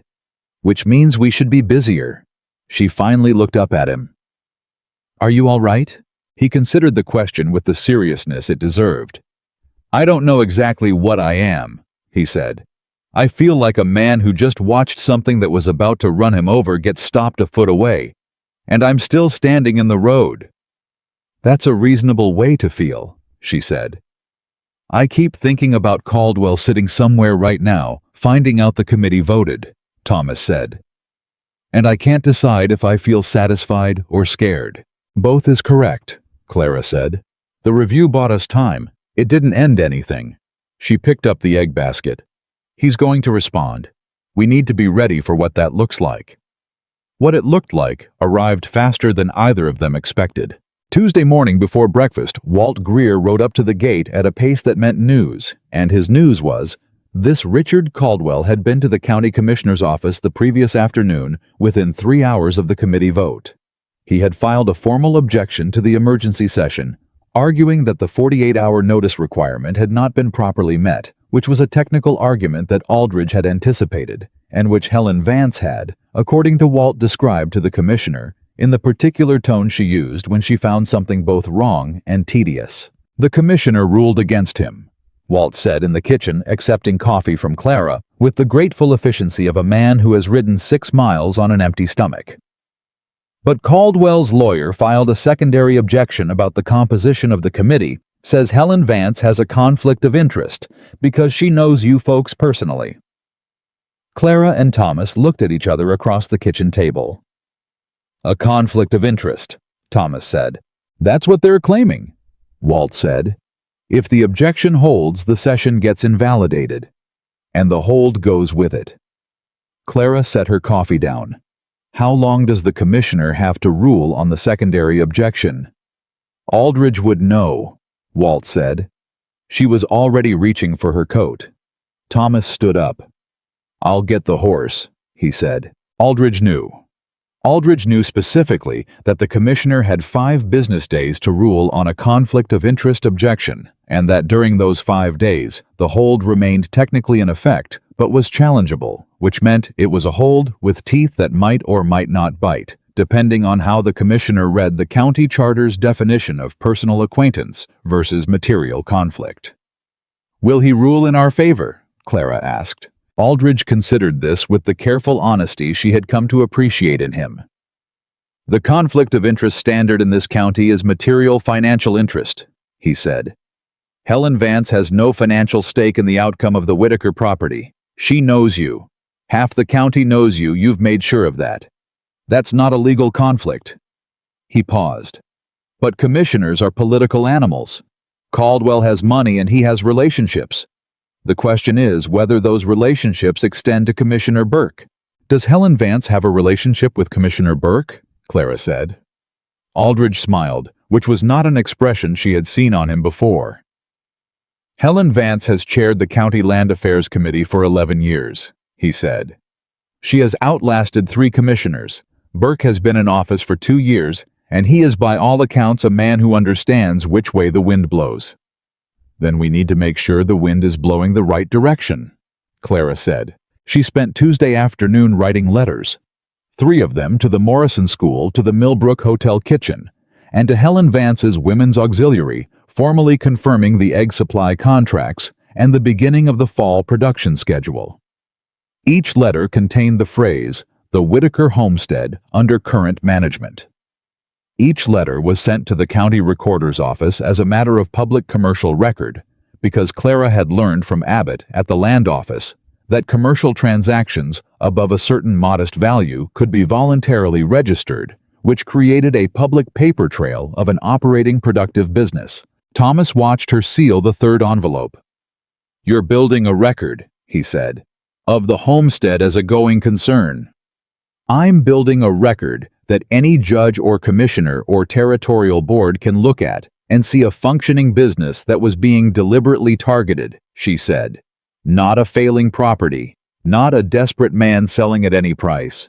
A going concern with contracts and buyers and a future." "You thought of this before Caldwell filed the objection," Thomas said. "It was not a question." "I thought of it before we went to Millbrook the first time," she said. "I just didn't have enough contracts to make it worth doing yet." Thomas was quiet for a moment. Then, "Clara, can I ask you something?" "You can always ask me something." "When does it stop?" he said. "The planning, the anticipating, the—" He gestured at the letters, the notebook, the careful and relentless architecture of everything she built. "When do you just let it be?" She looked at him for a long moment. "When it's safe," she said. And there was something in her voice just briefly that was not Clara, the strategist, or Clara, the farmer, or Clara, who read loan documents at midnight. There was something underneath all of that. The woman who had watched her own farm disappear and couldn't stop it, who had planned and calculated and worked and lost anyway, and who had come to Colorado with 2 bags and a started sourdough, because standing still was not something she knew how to do when there was still something left to save. Thomas looked at her with the full weight of his attention, which she had noticed was considerable when he chose to give it. "It's going to be safe," he said quietly. "We're going to make it safe." "I know," she said. "But you don't feel it yet," he said. She looked at the letters in her hand. "Not entirely," she admitted. "Not yet." He reached across and took the letters from her gently, no force to it, and set them on the table. "Come look at the north fence," he said. "I finished the last section this afternoon." She looked at him. "The north fence." "It took Walt and me 4 days, and it's done," he said. "Every post, set right new wires staked at the base. No cattle getting through that for 20 years. He held out his hand. "Come look at it." It was, she knew not really about the fence. But she took his hand, and they walked out together in the late afternoon, and she looked at the north fence line solid and true, and finished stretching the full length of the property boundary, and she stood there for a long minute and let herself feel it. The realness of it. the thing that was done and would stay done. "Good work," she said finally. "We did it together," he said. And for the first time since she had arrived in Colorado, Clara Bennett let herself stop calculating long enough to simply stand next to Thomas Whitaker in the quiet of a late summer afternoon and feel with something very close to certainty that she was exactly where she was supposed to be. Commissioner Burke ruled on the conflict of interest objection Thursday morning, 48 hours after it was filed. He ruled against Caldwell. The hold stood. Walt Greer brought the news before noon, and this time Martha Greer came with him and brought a pie, and they sat at the Whitaker kitchen table and ate it. And Thomas talked more in 2 hours than Clara had heard him talk in the entire time she'd known him, and Walt and Martha exchanged a look over their coffee cups that was the particular look of two people who have been friends with a man for years and are watching him come back to himself. The ruling was not the end. Caldwell still held through Meridian the loan note. The committee review would take 30 to 60 days. The debt was still real, but the pressure had changed shape, and changed shape mattered, because pressure that comes at you in a straight line is far harder to redirect than pressure that has to find a new angle. Caldwell found a new angle the following week. It came through a man named Peters. Gerald Peters, who appeared at the Homestead on a Wednesday morning and introduced himself as a land assessor from the county, and who produced documentation that appeared entirely official, and who informed Thomas that a formal property assessment had been ordered in connection with the outstanding loan review, and that the assessment would begin immediately. Thomas came to find Clara in the garden, where she was turning the last of the summer beds in preparation for the fall planting. "There's a county assessor at the door," he said. "Says he's here to assess the property for the loan review." Clara set down her spade. "Show me his documentation," she said. She read the documentation on the front porch while Peters stood on the step below and waited with the patience of a man who expected to be challenged and was prepared for it. The papers looked right. The county seal looked right. The signature at the bottom looked right. "Who ordered this assessment?" she asked. "It's a standard procedure," Peters said, "triggered by the active loan review." "That's not what I asked," she said.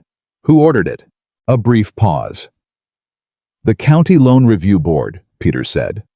Clara looked at Aldridge's card, which she carried in her coat pocket now as a matter of course. "I'll need to verify that with our attorney before we can permit access," she said. "If you'd like to wait, I can send for him, or you're welcome to return tomorrow with written confirmation from the board directly." Peters looked at her. He was a middle-aged man with a neutral face and very still eyes. The kind of eyes that didn't give much away. And for the first time since she had been in Colorado, Clara felt a cold and specific unease that was different from the legal and financial pressure. She had been managing something more personal than that, something that said this man is here for a reason beyond what he stated. "That won't be necessary," Peters said. He put his documentation back in his bag. "I'll reschedule." He turned and walked to his horse. She watched him ride out. Then she went inside and wrote to Aldridge that afternoon. Aldridge's response came the next morning by way of his office boy, who wrote out with a sealed letter, and the letter said 3 things. First, there was no County Loan Review Board. That was not a body that existed under the territorial charter. Second, the seal on Peters's documentation was the county seal, but the office listed on the letterhead did not exist. Third, Aldridge had made inquiries, and a man matching Peters' description had been seen the previous week at Caldwell's CCC ranch. Thomas read the letter standing at the kitchen table. "He sent someone to falsify an assessment," he said. "Why?" "Because a property assessment can generate a valuation," Clara said. "And a valuation that comes in low, that claims the homestead is worth less than the outstanding loan, gives Meridian grounds to argue the collateral is insufficient and escalate the foreclosure proceedings outside the committee's review scope." She paused. "He needed a number on paper that hurt us. He couldn't get it through the legitimate process because the committee's hold would have applied, so he tried to create a private one." Thomas set the letter down. His face had gone through several things in the course of reading it, and had settled on something that was not anger. Exactly, anger was too simple for what she saw, but was the expression of a man who has understood something clearly and completely for the first time and will not be going back to not understanding it. He was never going to stop, Thomas said. No, Clara said. Not even if I'd sold to him in the beginning, Thomas said slowly. Not the land complaints, not the note purchase. Those aren't the moves of a man who wants a fair deal. Those are the moves of a man who wants to win. Yes, she said. What does a man like that do? Thomas said, when he realizes he's losing. Clara looked at him steadily. He gets reckless, she said. Peter's false assessment attempt was the second piece of documentation Aldridge brought to the committee. It arrived with an affidavit from the county clerk confirming that no such assessment had been authorized by any county body, and a statement from Walt Greer's cousin identifying Peters as a man he had seen at the CCC. The committee chair, Helen Vance, received it with the expression of a woman who had been waiting for exactly this. This changes the nature of the review, Aldridge told them in his office Friday afternoon. What started as a review of the note transfer process has now become an investigation into potential fraud. That is a materially different thing. Different how? Thomas asked. Different in that fraud falls under territorial criminal statute, not just land affairs regulation, Aldridge said, which means it can be referred to the territorial marshal's office. He paused. And it means the committee has grounds to request a temporary injunction against any adverse action by Meridian Land Trust until the investigation is complete. An injunction, Clara said. Not a hold, an injunction. A hold can be challenged and can expire, Aldridge said. An injunction issued in connection with a fraud investigation is considerably harder to dislodge. He looked at her. It also means this is no longer a civil matter. If Caldwell's fingerprints are on the Peters visit, and we have a witness placing Peters at the CCC, then someone is looking at criminal exposure. Thomas sat back in his chair. The sound he made was not quite a laugh and not quite a breath. Something in between the sound of a man who has been holding tension in his chest for so long that when it starts to release, his body doesn't quite know what to do with the space. Clara, he said. Don't say anything yet, she said quietly. It's not over yet. I know, he said, but I want to say it anyway. He looked at her. I put an advertisement in a newspaper asking for a woman who could help me keep some chickens alive. And you came and you... He stopped. What you've done, what you've built. I want you to know that I see it. Every single piece of it. She looked at him for a long moment. I see what you've done too, she said. You've let me. That's not a small thing, Thomas. A lot of men wouldn't have. He held her gaze. I'm not a lot of men, he said simply. No, she said. You're not. Aldridge cleared his throat with the professional discretion of a man who has learned to be invisible in his own office when necessary. I'll file the injunction application Monday, he said. And I'll submit the Peters documentation to the marshal's office simultaneously. The injunction was granted the following Wednesday. Clara was in the garden when Thomas came running from the house with Aldridge's messenger behind him, and she read the single-page notice right there in the garden with soil on her hands, and the specific language of it all. Adverse actions by Meridian Land Trust and affiliated entities are hereby enjoined pending the completion of the territorial fraud investigation was not the most elegant writing she had ever read, but it was the most welcome. She folded it carefully and put it in her coat pocket. It's done, Thomas said. The immediate threat is done, she said. The investigation will take time. The debt still exists, and we still have to address it.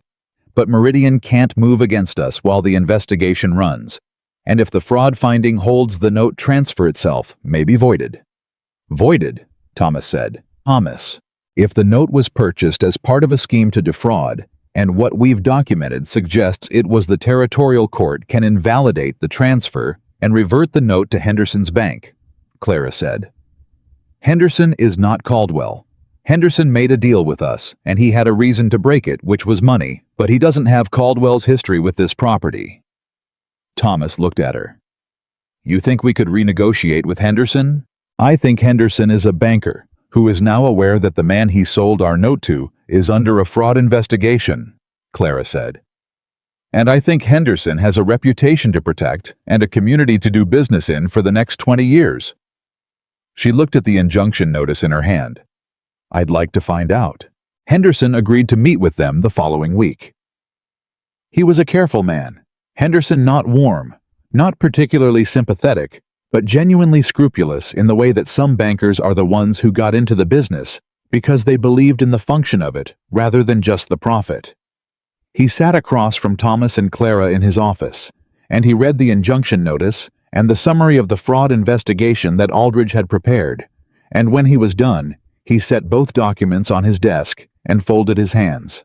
I should not have sold that note, he said. It was the most direct thing Clara had heard a man in his position say in a very long time, and she appreciated it enough to say so.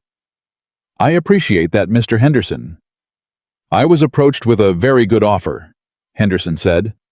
I didn't ask enough questions about why. He paused. What are you proposing? We're proposing that when the territorial court voids the Meridian transfer which Aldridge believes is the likely outcome, you honor the original 60-day arrangement, Clara said. With one modification, we want to restructure the payment schedule on the original arrears. Extend the timeline from 60 days to 1 year with monthly payments. Henderson looked at his hands. The note principal isn't in question. No, Clara said. We intend to pay the full note.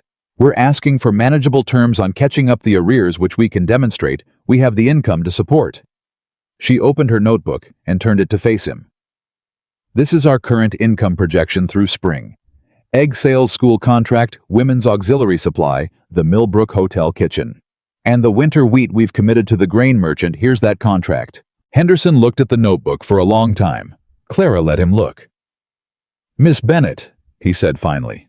When I agreed to 60 days, I thought I was being generous to a struggling ranch. You were, she said. What I see here, he said, tapping the notebook, is not a struggling ranch. No, she said. It isn't. Not anymore. He leaned back. Give me a week to review the projection in detail, he said. And if the court moves on the Meridian transfer, as your attorney expects, I'll agree to the restructured timeline. Thomas shook his hand. Clara shook his hand. And walking out of the bank and into the Millbrook afternoon, Thomas put his arm around her shoulders briefly, just for a second, one solid gesture of something that didn't need words, and she leaned into it for exactly that second before they both straightened up and kept walking. The week that followed was the quietest week since Clara's arrival, and the quiet had a different quality than the quiet of those first days. Not the quiet of a place that had run out of energy, but the quiet of a place catching its breath. She planted the fall garden. She brought the flock to 26 hens. She wrote the monthly supply letters to her 3 regular buyers and added a 4th, a boarding house in Millbrook that Helen Vance had connected her with. Thomas finished the Eastfield preparation with Walt Greer's help, working 2 long days to turn the soil and get it ready for winter wheat. They worked side by side in the evenings on the books, which Clara had taken over entirely by now. Not because Thomas couldn't understand them, but because he was better in the field, and she was better at the numbers, and they had both stopped pretending otherwise. He would come in from the pasture and wash up and sit across the table from her, and she would show him where they were, and he would ask questions, good questions, the kind that showed he was paying attention, and she would answer them, and they would figure out the next thing together. It was on one of these evenings, 3 weeks after the injunction, that Thomas set down his coffee and said without preamble, I want to ask you to marry me properly. Clara looked up from the ledger. Not the advertisement, he said. Not the arrangement. I want to ask you, Clara Bennett, who walked 4 miles in July heat and fixed my fence and outwitted Richard Caldwell and saved this homestead. He looked at her steadily. Will you marry me because I want you to? Because I can't imagine this place or this life without you in it. Because you are the most remarkable person I have ever known. Clara put down her pen. She looked at this man who had not been there to pick her up at the train station, who had opened every letter she asked him to open, and stood beside her. At every table she asked him to sit at, and held her hand on courthouse steps, and laughed finally and whole on a Millbrook afternoon. Who had said, I trust you, when it mattered most and meant it? who had looked at a large, plain, widowed Kansas farm woman with ink on her fingers and seen somehow exactly what she was. "Yes," she said. It was a simple word. It carried everything. Thomas reached across the table and took both her hands in his and held them the way a man holds something he has been given that he intends to deserve. Outside, the Colorado night was clear and cold, the kind of cold that said autumn was coming in earnest, and the wheat was in the ground, and the chickens were settled, and the north fence stood solid against whatever winter would bring. And in the kitchen of the Whitaker homestead, with the lamp burning and the ledger open, and the notebook beside it full of Clara's clear, firm writing, two people who had come to each other out of necessity and stayed out of something far more durable sat together and held on, and the house around them felt for the first time in a very long time like a home that knew it was going to last.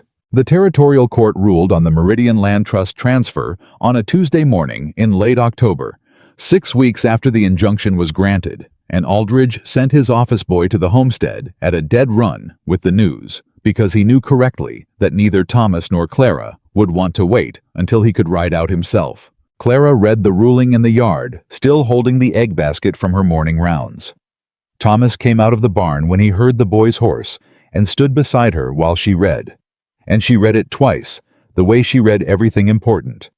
And then she looked up. "The transfer is voided," she said.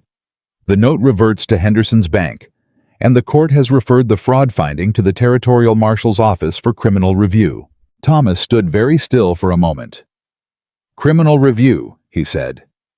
"Caldwell, Marsh, and Peters," Clara said, "all three named." The boy on the horse was watching them with the bright attention of someone witnessing something he would describe to people for years.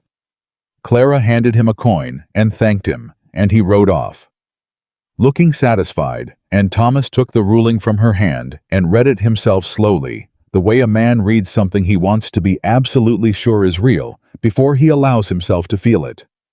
When he looked up, his eyes were not entirely steady. "It's over," he said. "The immediate fight is over," Clara said. And then, because she had been thinking about the difference between those two things for 6 weeks, she said, "The rest of it is just work, and we're good at work." He looked at her for a long moment. Then he did something she hadn't expected. He laughed short and genuine, the same laugh she had first heard on the courthouse steps in Millbrook, and he pulled her into his arms right there in the yard with the egg basket still between them and held on, and she let him and let herself feel the full weight of what they had just done and what it had cost and what it meant. The basket survived. So did the eggs. She checked. Henderson honored the restructured agreement within the week. The meeting was brief and businesslike and entirely without the tension of their previous conversations, which Clara found almost disorienting. Sitting across from a banker and not bracing for bad news, not pre-calculating responses to what he might say, not running 3 contingency plans simultaneously in the back of her mind. Henderson presented the new payment schedule. She reviewed it. It was fair. She signed it. Thomas signed it. Henderson shook both their hands and said stiffly but genuinely that he was glad the situation had resolved as it had. Walking out of the bank, Thomas said, "You look like you don't know what to do with yourself." "I'm not used to a thing being finished," she admitted. "Get used to it," he said. "You finished it." She was going to correct him. "We finished it," but he had already pushed the door open for her and was holding it with one hand and gesturing with the other with the easy, unthinking courtesy of a man who had stopped worrying about whether any of this was appropriate and had started simply doing what felt right. She walked through the door without correcting him. She let the compliment stand. That was its own kind of progress. The wedding was small because neither of them wanted a spectacle, and both of them had lived enough to know that the size of a ceremony is no measurement of the size of the thing it marks. Walt and Martha Greer were there, and Helen Vance and Aldridge, and Morrison the schoolmaster, who had become an unlikely ally, and a handful of the townspeople from Hatcher's Creek who had started coming out to buy eggs and stayed to become something closer to neighbors. The minister was a plain-spoken man who had been out to the homestead twice to see for himself what all the county talk was about, and who had told Thomas afterward that he found the place considerably more impressive than the rumors. Clara wore her good blue dress, which she had brought in the bag with the books and the cast iron skillet and the sourdough starter, and which she had not worn once in the month since her arrival, because there had never been an occasion that felt worth it until now. Thomas wore a clean shirt and his good hat, and looked at her when she came downstairs with the expression of a man who keeps thinking he has understood the full extent of something and keeps being wrong. "You look beautiful," he said. Clara had been told she was many things in her life: capable, hard-working, sensible, stubborn. She had been told she was too large and too plain and too much and not enough in various combinations by various people at various points along the road that had brought her here. She had made her peace with most of it. She had built her life on the things she could do rather than the things she was supposed to be. Thomas Whitaker said, "You look beautiful," the way a man says something that is simply true without strategy or performance, and she felt it land somewhere that she had not known was still waiting to receive it. "Thank you," she said, and meant it with everything she had. The ceremony was 20 minutes. The supper afterward went 3 hours because Martha Greer had cooked enough for twice the number of people present, and Walt had brought a bottle of something that he described as whiskey, and that Thomas said generously was in the general category of whiskey, and Helen Vance told 3 stories about county politics that were funnier than anything Clara had heard in years. And at some point, the conversation moved from the kitchen table to the front porch, and then back inside, and the lamp burned low, and the guests eventually found their way home, and the homestead was quiet. Thomas and Clara sat at the kitchen table, after the way they always sat, the ledger within reach, the notebook at her elbow, the remains of Martha's supper between them, and neither of them said anything for a while. "Well," Thomas said finally. "Well," Clara agreed. He looked at the table, at the ledger, at the notebook, at her. "Are you going to calculate something?"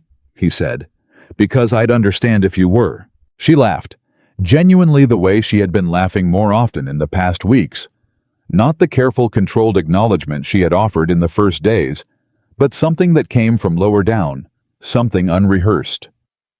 "Not tonight," she said. "Good," he said. "Because the numbers are fine, and the fence is done, and the wheat is in the ground, and the chickens are locked up." He looked at her steadily. "And you are my wife, and this is our home." She held his gaze. "Yes," she said, "it is." The winter came in early and hard that year, the way Colorado winters came when they meant business, and it tested everything that Clara and Thomas had built. Not with drama, not with a single catastrophic event, but with the grinding, relentless pressure of cold and ice and shortened days and animals that needed more feed than projected, and fences that strained under the weight of ice, and the particular brutality of a storm in early December that took out power to half the county and kept them both working in shifts for 36 hours to keep the livestock alive. It was during that storm at 2 in the morning when Clara was in the barn with the cattle, and Thomas came in from checking the chicken coop and found her there, and they stood together in the warm dark of the barn with the animals breathing around them and the storm doing what it was doing outside. And Thomas said, "You need to sleep." "So do you," she said. "Ladies first," he said, which made her look at him because she had never heard him use that particular kind of humor before, and he was grinning, tired and cold, and genuinely amused at himself, and she felt the specific and extraordinary warmth of being known by someone known well enough that they can be funny with you at 2 in the morning in a storm. 30 minutes, she said. Then you come in. Deal, he said. She was asleep in 20 minutes and didn't wake up until he came in, and she heard him on the stairs.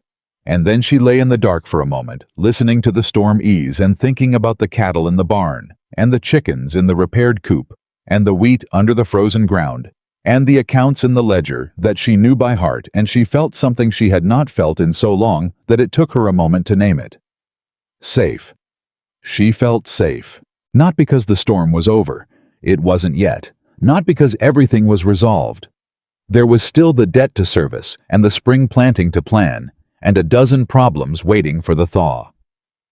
But safe in the way that mattered most, the knowledge that whatever came next, she would not face it alone. She had not realized until this moment how long it had been since that had been true. The Territorial Marshal's office moved on the fraud investigation in January, and the news came to Hatcher's Creek the way news always came to small counties all at once, from 3 directions simultaneously, with Walt Greer playing his usual role as the node through which all information flowed. Richard Caldwell had not been charged. That was the first thing Clara absorbed when Walt arrived with the news on a Thursday morning, and it landed harder than she expected, a brief cold drop of something that might have been disappointment if she had let herself feel it fully. Gerald Marsh had been charged. Peters had been charged. The evidence of the falsified assessment and the coordinated note purchase was sufficient for the territorial prosecutor to move on both of them. But Caldwell, whose fingerprints were on the strategy and whose son-in-law had been named in the indictment, Caldwell, who had come to this homestead twice with his careful smile and his applied warmth and his offer that was not an offer but a demand with a dollar sign on it. Caldwell had lawyers good enough to keep his name off the formal charges. Thomas was quiet when Walt finished. Then he said, "He walks." "For now," Walt said. He looked uncomfortable. "There's talk that the Territorial Board is looking at his land acquisition history more broadly. The water rights case Helen mentioned, and there's another property North County where the circumstances look similar to what happened here. But that takes time." Thomas looked at Clara. She could see what he was feeling because she knew his face now, the way you know the face of someone you have been looking at every day for months. The set of his jaw, the particular stillness that meant he was holding something difficult and deciding how to carry it. "It's not enough," he said, not to Walt, to her. "No," she said honestly. "It isn't. He built a 2-year plan to take this property," Thomas said. "He used his son-in-law and a fake assessor and the bank and the land office, and he almost succeeded, and he is going to ride back to the Triple C and have supper and wake up tomorrow like nothing happened." "Yes," Clara said. "He probably will, for now. That doesn't bother you." His voice was not accusatory. It was genuinely asking because he knew that Clara's relationship to injustice was not the same as his, that she had processed more of it for longer and had developed a different way of carrying it. "It bothers me," she said, "but I've learned to put the things I can't change in one category and the things I can in another." She looked at him directly. "We can make this homestead something that Caldwell can never touch, regardless of whether he is ever held accountable for what he tried to do. We can make it so visible and so productive and so connected to this county that any future attempt against it would be seen for what it is before it got started." She paused. "That's what I can do. So that's what I'm going to do." Thomas looked at her for a long moment. Then something settled in his face. Not resignation, but the particular peace of a man who has heard something true from someone he trusts completely. "All right," he said. Walt Greer went home shortly after, and he told Martha that evening that he had watched something in that kitchen between Thomas and Clara, that he didn't entirely have words for something about the way they looked at each other when the hard thing was said the way neither of them looked away. Martha told him that was what it looked like when two people had actually built something together, rather than just ended up in the same place, and Walt said he reckoned that was right. The twist came in February from a direction no one had anticipated. Helen Vance appeared at the homestead on a Tuesday afternoon, not with her usual purposeful efficiency, but with a look on her face that Clara read immediately as "I have something important, and I am not sure how you will receive it."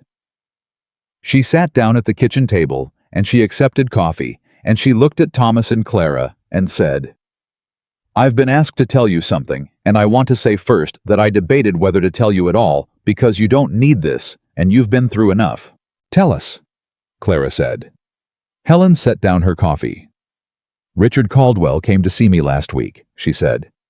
"He came to my home, which he has not done in the 11 years I have chaired the Land Affairs Committee, and he sat in my parlor, and he told me that he wants to make a formal apology to the Whitaker homestead." The kitchen was completely silent. Thomas said very carefully, "He wants to what?" "He's retained new counsel," Helen said. "Someone not connected to Marsh or the Denver firms. And his new counsel has advised him rather forcefully, by Helen's account, that the territorial board's review of his acquisition history is more serious than he initially understood, and that his position is materially improved by demonstrating cooperative good faith with the properties he targeted. "It's strategic," Clara said. "Entirely," Helen agreed. "I am not presenting it as anything else." His new lawyer told him that a formal acknowledgement of the harm caused to this property, combined with a financial settlement, would likely keep his name off any future criminal referrals. "How much?" Thomas said. Helen named a number. It was enough to retire the remaining loan balance in full, with enough left over to fund the spring planting and the coop expansion Clara had been deferring. Thomas looked at Clara. Clara looked at Thomas. Something passed between them that was not simple. It had layers. The way everything real has layers. And the top layer was practical calculation, and underneath it was the question of what it meant to take money from a man who had tried to destroy them. And underneath that was something older and more complicated about what justice looked like when it came in a form you hadn't asked for. "What do you think?" Thomas asked her. He asked her the way he asked her everything now. Not seeking permission, not delegating, but genuinely wanting her answer, because he valued it. She thought about it honestly, the way she thought about hard things, looking at it directly, without flinching, without pretending it was simpler than it was. "I think Caldwell is protecting himself," she said. "I think his new lawyer is right, that it improves his position. I think accepting money from him is not the same as forgiving him. And it doesn't mean what he did was acceptable." She paused. "I think Eleanor Whitaker's chickens deserve a proper expansion, and the spring planting deserves proper funding, and the debt that was caused in part by 2 years of Caldwell's interference deserves to be cleared by Caldwell's money." She looked at Thomas. "I think we should take it." Thomas was quiet for a moment. Then, "Yeah," he said. "I think so too." Helen Vance left with their answer and returned 2 weeks later with the paperwork which Aldridge reviewed and found entirely in order, and which Clara and Thomas signed at the kitchen table on a Saturday morning in February, with the sound of the chickens coming through the window and the light coming through at the angle it came through in February, which was different from the July light that had been in that kitchen the first evening. Clara sat at this table and made Thomas hand over the foreclosure letters. The loan was paid off on a Wednesday in early March. Aldridge brought the discharge notice himself because he said some things were worth the ride, and he was right. He handed the paper to Thomas, who handed it immediately to Clara, because that was the order that felt right to both of them, without discussion. She read it. Discharge in full. No further encumbrance. Property held free and clear. She folded it carefully. She stood up. She walked to the desk, Eleanor's desk, where Eleanor's careful handwriting still labeled the folders inside, and she opened the top drawer, and she placed the discharge notice in the front of it where it would be the first thing seen. Thomas watched her do it. "That's where the foreclosure letters were," he said. "I know," she said. "Different papers now. Spring came." The way springs came in Colorado. Reluctant at first, the cold fighting the warmth for 2 weeks before the warmth won, and the ground softened and the light changed, and the world that had been brown and white became something else. The winter wheat came up in the east field in long green rows that Thomas walked every morning at first light with the look of a man watching something he had stopped believing in come back to life. The chicken flock hit 30 hens. The garden went in on schedule.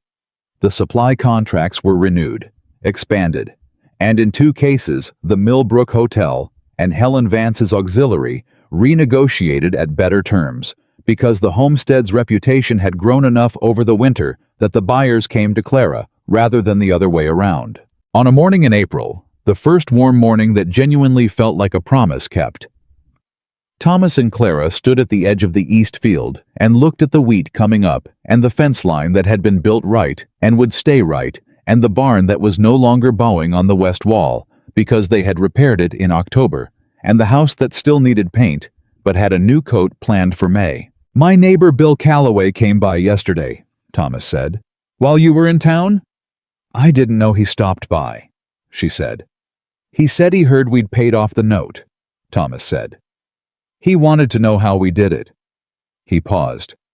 I told him I put an advertisement in the paper. Clara looked at him. He was looking straight ahead at the wheat field, but there was something at the corner of his mouth that was working toward a smile, and not quite making it yet. And what did Bill Calloway say to that? She said.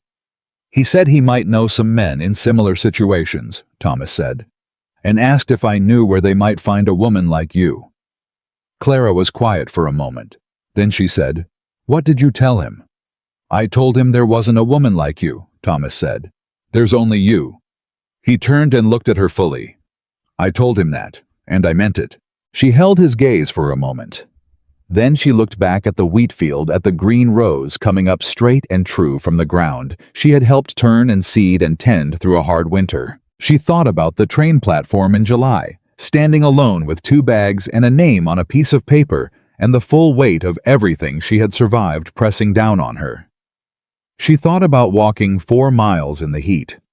She thought about the foreclosure letters face down on the flour-dusted table.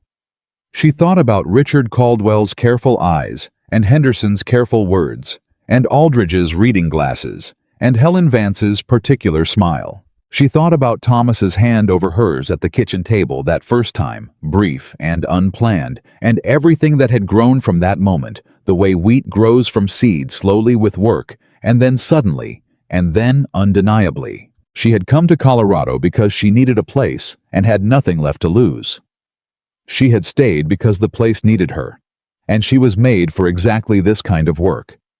And somewhere between those two things, between need and purpose, between arriving and belonging, she had found something she had not known she was still looking for. A home that was truly hers. A man who saw her truly. A piece of ground that bore the mark of her hands and would keep bearing it long after she was gone. Thomas, she said. Yeah.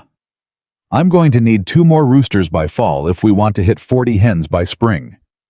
He laughed, that full, unguarded laugh that she had first heard on courthouse steps, and that she intended to spend the rest of her life finding reasons to hear again. I'll look into it, he said. She took his hand. They stood there together in the April morning, in the field that was coming back on the land that was theirs, fully, legally, permanently theirs. And Clara Bennett Whitaker felt from the ground up through her boots and into her chest and all the way to the top of her, the solid and absolute certainty of a woman who had fought for the right thing and won it, and would spend every day going forward making sure it was worth the fight. She had come to tend chickens. She had built a life. She had saved a ranch and married an honest man and turned a forgotten homestead on the Colorado frontier into something that would outlast every person who had ever doubted it could be done. And she had done it the only way she knew how, by showing up, by seeing clearly, by refusing to quit, and by understanding in her bones the one truth that the frontier had always taught to anyone willing to learn it, that a person is not measured by what they are given, but by what they are willing to build, and that the woman willing to build is never ever as small as the world tries to make her.